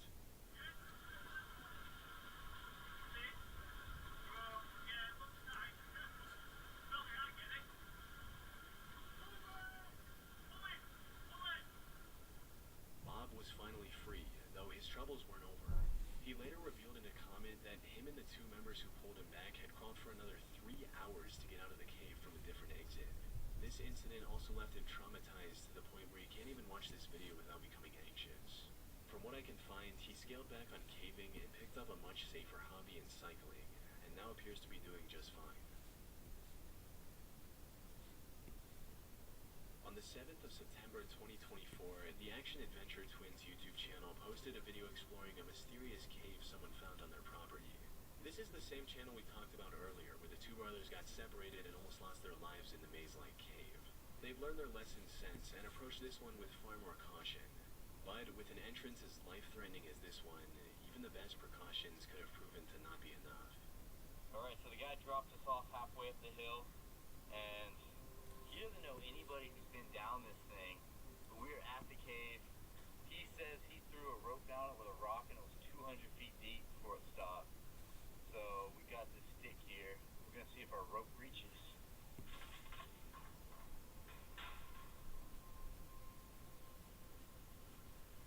It's still... Oh! You were right, it kept going. This alone is enough to terrify most people, with one person stating, "This channel has given me a new fear about walking in the woods. The fact that you could just slip and fall down a hole like that is insane. Now anytime I go anywhere, I wonder how many massive voids are right below my feet that I could fall into at any moment." But that didn't deter Edward and James. They quickly secured their rope to a nearby tree and began descending into the steep cave. What they found inside was nothing short of breathtaking. That tiny opening gave way to a vast chasm. Oh, wow. Yeah. This is a big one, man. However, before they could fully take in the beauty of the cavern, things took a dark turn. Just seconds into the cave, the two discovered what looked like human remains scattered throughout. That's comforting. Human bones, huh? Dude, look behind you. There's like a little shrine of them. There's like, oh, that's a cranium. Dude, is that a human? Nah, I don't know. Awfully round. Yeah, that looks human, man. That doesn't necessarily make, I don't know. I'm not a bone expert. From there, they continued exploring the cave as it kept getting bigger the further they went into it. They also discovered old caving equipment like ropes and harnesses already secured to the walls, a detail that only deepened the mystery surrounding the bones they had found earlier. If they did belong to a person, as the two suspected, it was possible they belonged to a previous explorer. This explorer likely had an accident and died in the cave without ever making it out. On their way in, they did find scattered bones right below the entrance. These were likely the remains of people who accidentally fell into the otherwise unassuming hole. However, the bones they found further inside were too far from the entrance to have belonged to someone who simply fell in. It's also possible that these remains belonged to the victim of a deranged killer, someone who either had ended a person's life within the cave, or maybe threw the person into the hole and later dragged their body further into the cave. Some people, however, weren't convinced and accused the brothers of faking the whole thing, especially since the way Edward and James handled some of these remains felt a bit too casual. That said, while YouTubers faking these finds to get a viral video isn't uncommon, this one turned out to be true. The video received several comments from experts confirming that these remains were indeed real and human, with one such person writing, "My girlfriend and I are watching from Canada. We're both paramedics. Definitely a human femur and a human cranium. But this raised an even bigger question. When did the owner of these bones pass away? If they disappeared into the cave in the last few decades, this discovery could end up cracking an unsolved case." I ended up contacting the action adventure twins to see what they had to say or if they had made any police reports afterwards. We ended up contacting the authorities about the bones. They were determined to be human and were apparently a Native American that either slipped and fell into the pit cave or was thrown in there after death and are 2,000 years old. While this did rule out the possibility that these bones belonged to someone more recent, the despair of whoever ended up in that cave alone 2,000 years ago is just as impossible to ignore. They likely fell into the cave, somehow survived the fall, and ended up starving to death while looking for a way out. On October 28, 2004, 50-year-old Australian airline pilot and scuba diver David John Shaw broke the world record for the deepest successful dive in history. He achieved this by reaching a depth of 270 meters in Bushman's Hole, one of the deepest freshwater caves in the world. The sole purpose of this dive was to break the record. However, when he reached the bottom, he found something that stopped him in his tracks. He found the body of Dion Dreyer, a 20-year-old scuba diver who died in that cave 10 years ago. Since humans start sinking after a certain depth, Dion's body never floated back to the surface. Given the extreme difficulty and danger of diving this deep, any plans to retrieve his body were also canceled at the time of his death. However, a plaque in his name was installed near the diving point of Bushman's Hole, which is how Dave knew what he was looking at. After staring at the body in shock for a few seconds, Dave immediately got closer and tried to retrieve Dion. Unfortunately, after a decade in the water, his tanks were firmly stuck in the mud. More importantly, Dave had already spent too much time at that depth. Staying any longer would have been fatal. So he decided to tie a line to Dion's body and return to the surface with the newfound information. Was it very steep? And I saw the body over to my left. I thought, oh, that's the end of going deep. So just tied my line to it. And by then I was, well, we won't discuss that. And so I just flipped my line. The news of Dion's body being discovered spread quickly, eventually culminating in Dave talking to his parents and promising to retrieve it. After a couple months of preparation, the next dive was scheduled for January 8th, 2005. Unfortunately, Dave's heroic attempt to bring closure to Dion's parents ended in a catastrophe far worse than anyone could have imagined. cave diving, aka underwater cave exploration, is far more dangerous than regular spelunking. The divers have to manage their oxygen levels at all times, avoid often sharp rock formations, and explore the cave system in a far darker environment, because even the brightest flashlights aren't as effective underwater, all while making sure they don't get lost. Add in the immense pressure of 270 meters of water above, it becomes an almost insurmountable challenge, one that only a handful of people on the planet are capable of overcoming. So, everything needed to be perfect for Dave's operation to succeed. He worked with police divers, the defense force, and the medics to ensure everything went smoothly, and they planned the dive second by second. According to the plan, Dave would use the line he tied earlier to reach Dion's body. After cutting it loose and putting it in a special body bag, he would begin his descent. This descent would have taken around 12 hours to avoid decompression sickness. So instead of holding on to Dion's body the entire time, Dave would pass it along to his longtime friend, Don Shirley, at 220 meters. Don would then hand it over to support divers located at various depths and keep checking on Dave for any issues. Sadly, this is not how it went. An hour and a half after the dive began, the service crew received an ominous message from the support divers, claiming that they hadn't seen any activity from Dave or Don. Shortly after, another message reached the surface. This one was from Don, stating that he's seeing Dave in the distance, and he's not moving.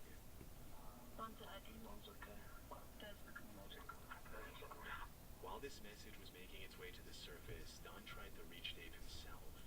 He exceeded his target depth, which resulted in his rebreather controller imploding.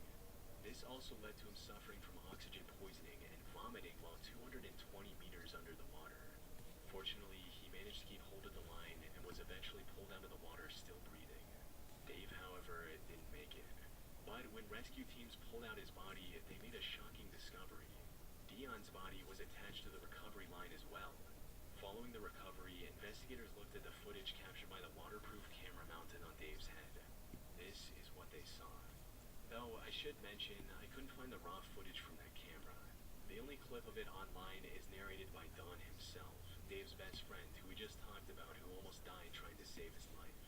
The footage shows Dave moving alongside the line to find Dion's body, and then trying to put it in the bag. Unfortunately, this is where the plan started falling apart. Dion's body was unexpectedly loose from the mud and was moving around uncontrollably. Dave tried to complete his mission despite this, only to end up getting tangled in the line. This line is just getting everywhere because this body is floating. It's not stuck. Everything's moving. Light gets caught on the line there. Move it out of the way. Still got a nice bright line. All this effort caused him to neglect his gauges, resulting in Dave feeling the effects of nitrogen narcosis, which include poor judgment, trouble concentrating, and reduced muscle and nerve function. Put simply, he lost everything he needed to survive at that depth. He tried to cut the tangled line, but the lack of coordination made it near impossible. As he was struggling to stay conscious, the last thing he saw was the terrifying view of Dion's lifeless face mask staring back at him. Shortly after this, Dave passed away. The only silver lining was that the tangled line kept Dion's body close to Dave, allowing him to successfully complete his mission by recovering the body, only at the cost of his own life.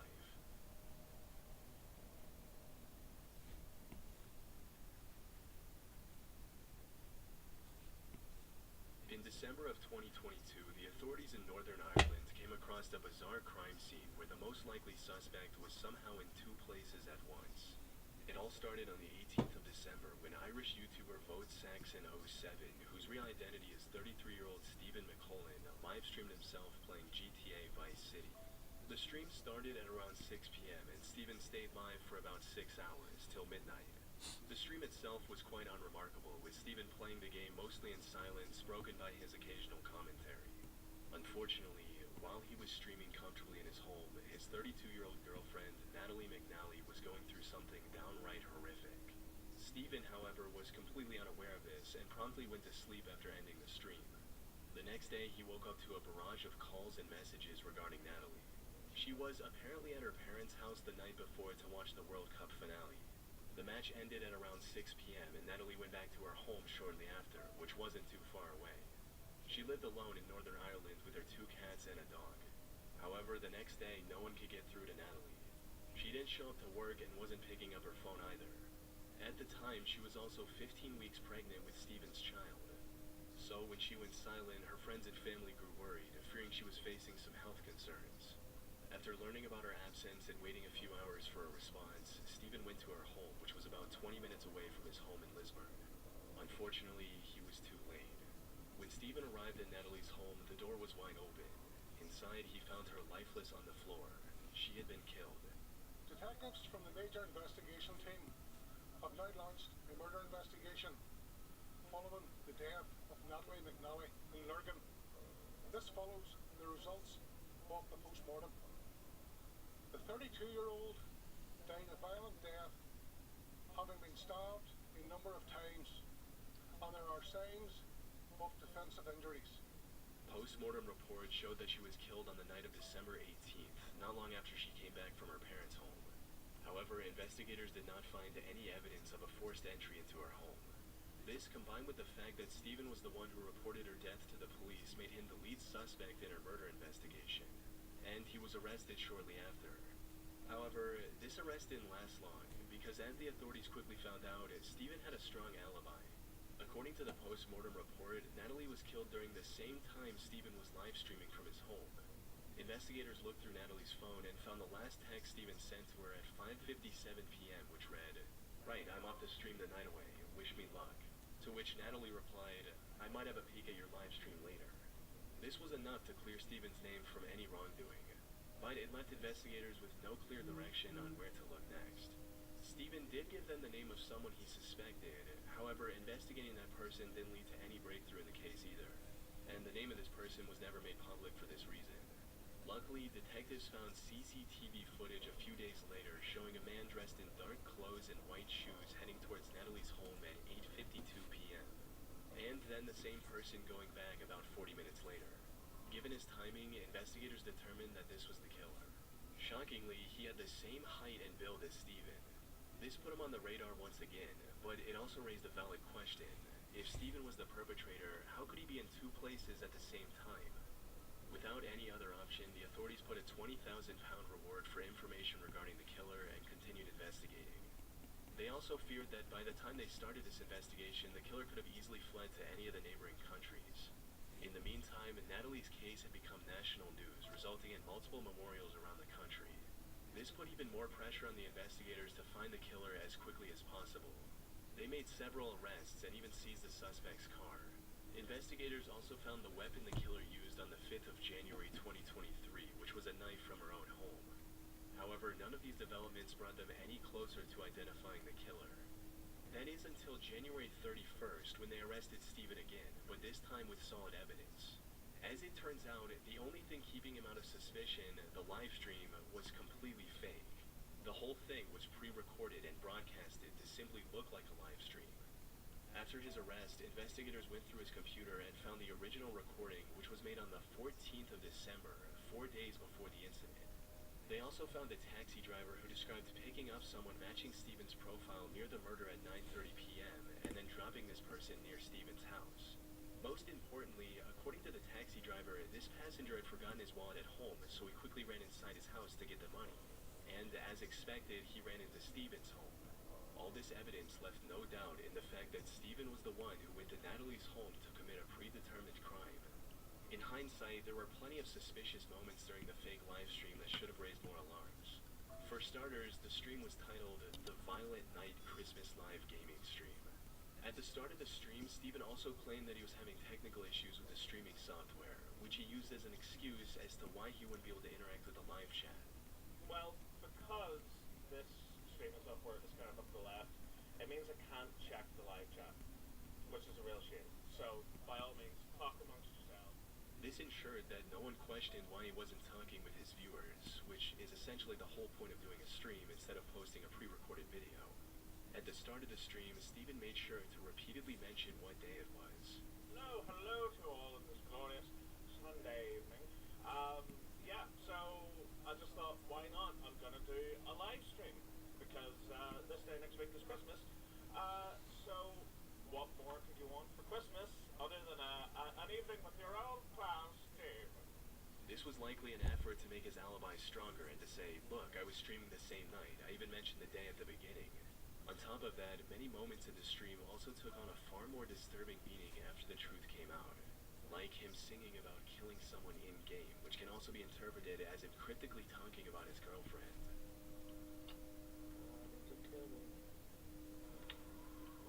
To take her down. Cause I won't pass the mission if I don't get this guitar. Tra-la-la. At another point during the stream, he makes a pun that sounds like Natalie's name and finds it unusually amusing. Yeah, that's physics. That's what would happen in the real world. Absolutely. Nothing. The most creepy moment, however, was about halfway through the stream. While he was on break, suddenly the live stream back soon graphic switched with a poster of a James Bond movie called No Time to Die.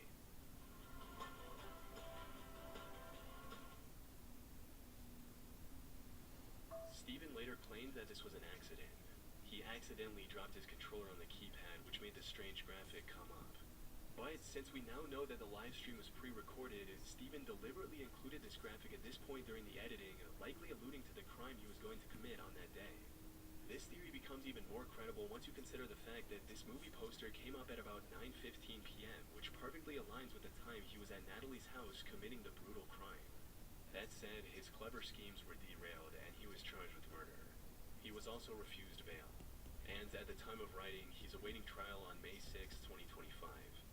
Hopefully, Natalie and her family can get the justice they deserve. On April 4th, 2020, Ernest Wilson went live on Facebook during a house party, without knowing that these were his final moments alive. Ernest was a 24-year-old warehouse worker living in Baltimore, Maryland.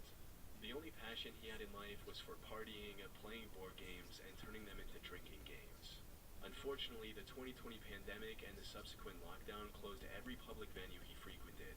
So he decided to take matters in his own hands and came up with a solid plan. He would rent Airbnbs, host an invite-only party, which he referred to as a game night, with a fee to cover the expenses, and have a good time with his friends. These parties started off small, but quickly grew in numbers as more and more people became aware of them. And on April 3rd, he went onto Facebook to plan another party that weekend, asking, should I do game nights again this weekend? And we playing hide and seek at game night tonight? After receiving enough confirmations, he decided to go ahead with the plans and announced a 2-day game night with free entry for girls and a $5 fee for the guys. Not long after this announcement, he also made a post about bringing uninvited people, stating, please don't show up with nobody I didn't personally invite if we didn't discuss it first. They're going to get left outside. Maybe he had experienced problems with uninvited guests at past events. Or maybe he simply wanted to know the exact number of attendees ahead of time. But in hindsight, his concern makes a lot more sense.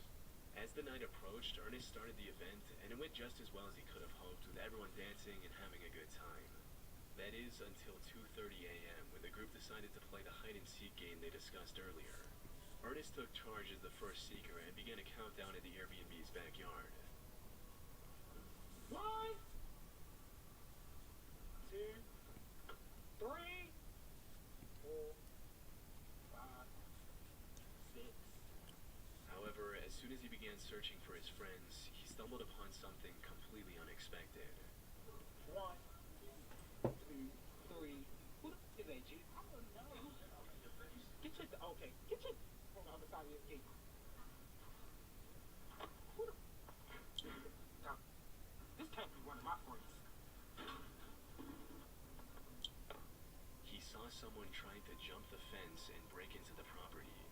Now, the correct response would have been to go back inside to safety and call the cops on this intruder.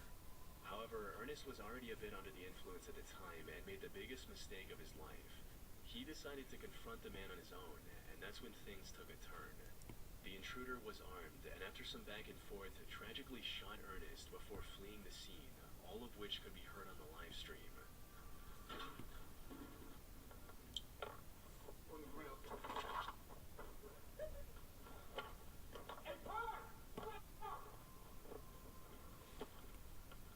The police Police arrived at the property at 2:45 a.m. where they found Ernest lying in a pool of his own blood. According to the few statements that were released to the public, this appeared to be a case of a robbery gone wrong. However, some believe there was more to the story. This is because during Ernest's struggle with the intruder, a girl can be heard laughing in the background.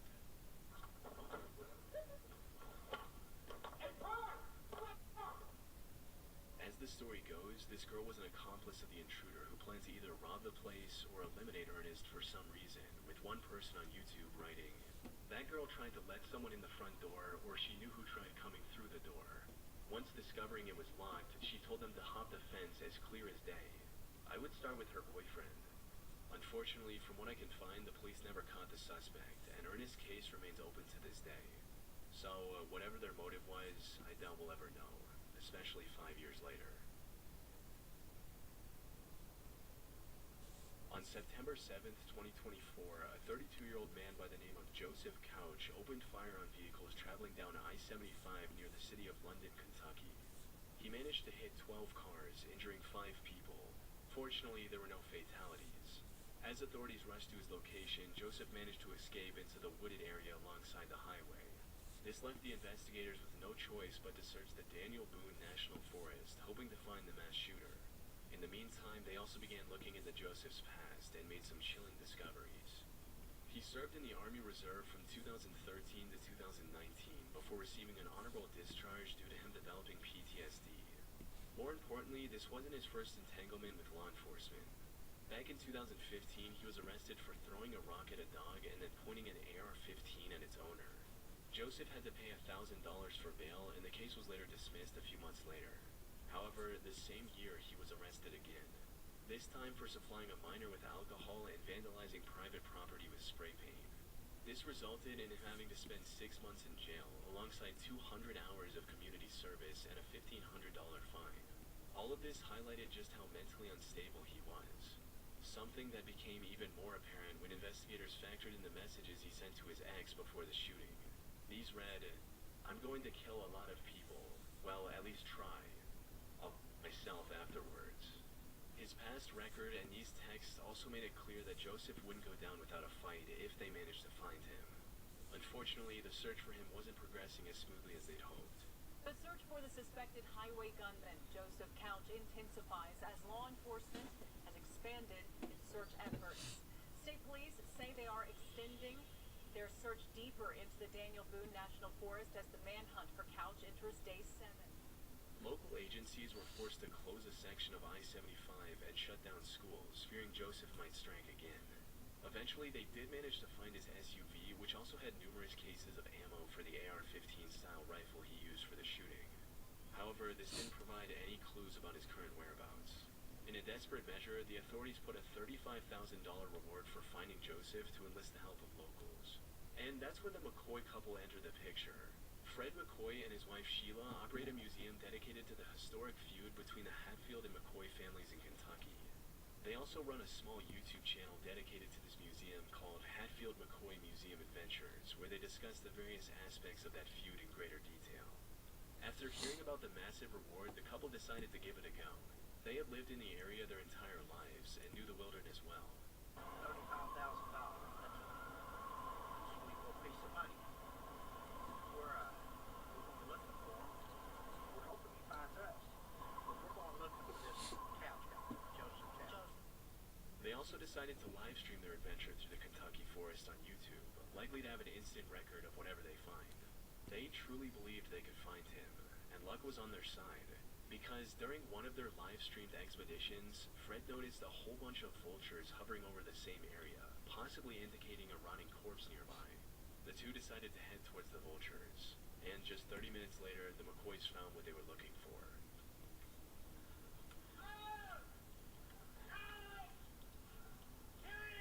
You found him? Oh, my Lanta. I'm coming. Oh, my Lanta, you found him? Oh, my Lanta. They immediately alerted the authorities, who used DNA testing to confirm the body was indeed Joseph Couch. The later autopsy report also confirmed that he went through with the plan he talked about in his message. After After 13 days of searching, the I-75 shooter mystery finally came to a close, ending the manhunt and easing the fear of Joseph still being out there. On October 28, 2019, a 47-year-old Japanese man named Tetsu Shiohara live-streamed himself climbing Mount Fuji, and what was supposed to be nothing more than a fun stream quickly turned into an avoidable tragedy. You see, Tetsu had been climbing Mount Fuji since 2017 and had already reached the summit many times. However, all of those previous expeditions were during the climbing season, which stretches from July to mid-September. And while it's not an easy task, it's far safer during these months with maintained trails, milder weather, and resting huts along the way that also sell essential supplies like food and oxygen cans. So when Tetsu decided to climb the mountain in late October, it was already covered in thick, slippery snow. And the conditions were far harsher than he could have imagined, with winds reaching up to 60 miles per hour. All of the resting spots on the mountain were also closed for the off-season. But despite this being his first off-season climb, the unfavorable conditions did not deter Tetsu. He was determined to reach the summit and make it back in a single day. Unfortunately, the stream didn't get off to a good start, as he forgot to bring essentials like thicker socks to keep his feet warm and crampons to prevent his shoes from slipping. ソックスあ、靴下あれ靴下忘れたいや違ったバス何が Later, he also commented on how he didn't bring any food with him to avoid making his backpack too heavy. But as the climb continued, not having food became the least of his worries, as he quickly realized the snow that day was deeper than he could have imagined. On his way to the top, he passed several points where the trail had collapsed due to bad weather. About 2 hours into the hike, his viewers started to notice how dangerous things were getting as well, and began urging him to turn back before reaching the summit.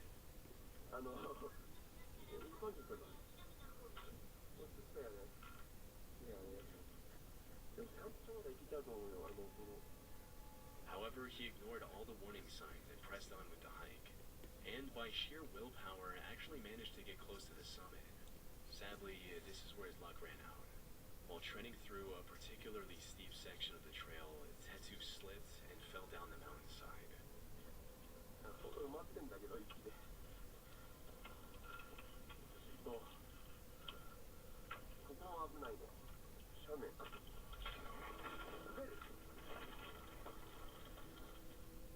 Seconds after slipping, his phone hit a rock and turned off, ending the live stream. His viewers immediately alerted the authorities. However, due to the harsh conditions, it took rescue workers 2 days to locate Tetsu's body. They found it severely dismembered, 2,300 feet below the point where he'd slipped. Now, for most people, this was an open and shut case of an inexperienced and underprepared person misjudging the dangers of Mount Fuji. But I came across some interesting theories regarding the situation. For example, one person stated, I don't think he wanted to go exactly how/where he did on the mountain, but if you ever saw the live stream, you'd know that he definitely was planning on doing it, probably at the top. The chat was begging him to turn back, and he made constant, likely deliberate references to not being fully equipped. Additionally, he had a very ample and generous amount of time to turn around if it had purely been a mistake, with the last few people he met warning him to not go any further. In other words, Tetsu intended to end everything that day. The missing equipment was a deliberate decision, not an oversight. Although there's no evidence to prove this theory, and we'll never know for sure if this was actually his intention.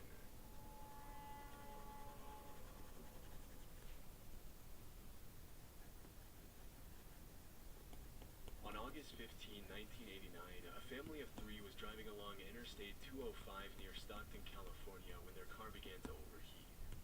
Forced to pull over, the father popped the hood to check the damage.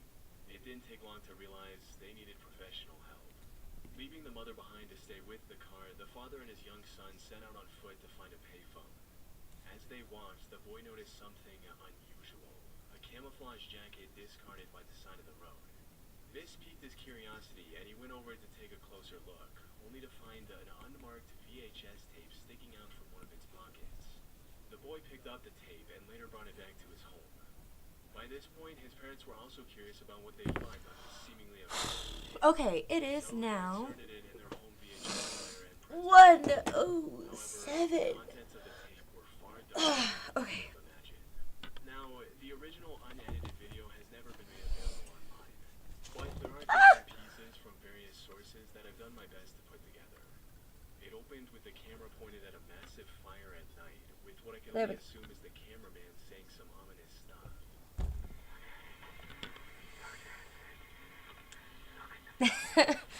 Alright, so this is where I'm at. I guess I'm really just trying to work on making sure he looks nice. And the source of the fire became clear. It was a single story that was still under construction before it caught fire. We getting it, boys. Whew. Though I think this is a good place to end my recording and the stream. Damn, almost 3 hours. How many hours do I have in this? Like, let me see. We have 15 hours on this, boys. Let's go. Who'll be texting me?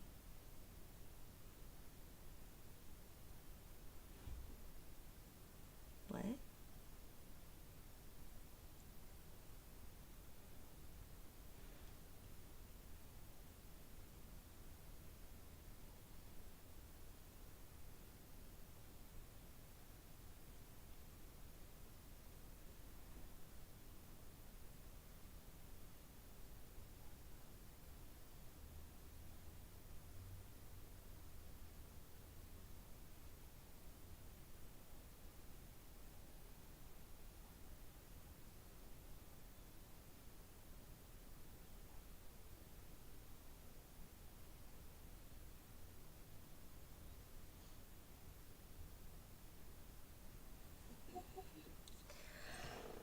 Okay.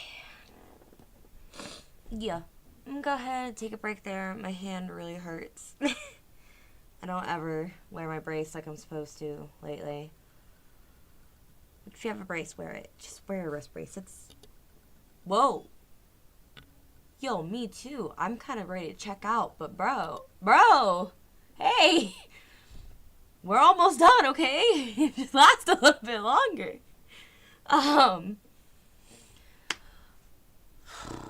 So like I said, I'll end it here. Thank you for joining, and I'm sorry that there's like a new angle every time. I guess it's just gonna be like this now. I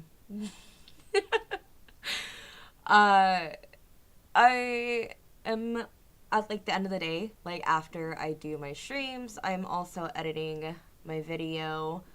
I'm gonna be making a video about like the whole week lapse on here. So hopefully that'll be fun. So I hope y'all like that. I will let y'all know when it gets released. Again, even if this all ends up like just for me and my portfolio and just a little way to say, bro, okay, I'm almost done. Damn, all right. Thanks, baby, no money. Baby knows. Thank you. Again, this art challenge is such a big deal. AI art sucks. I mean, it could be pretty, it could be fun. AI could be fun. Damn, okay, I'll wrap up. AI art sucks. Learn to draw. Thank you for actively supporting this amazing community. Baby knows. And I will catch you on the flip side. Let chaos ensue.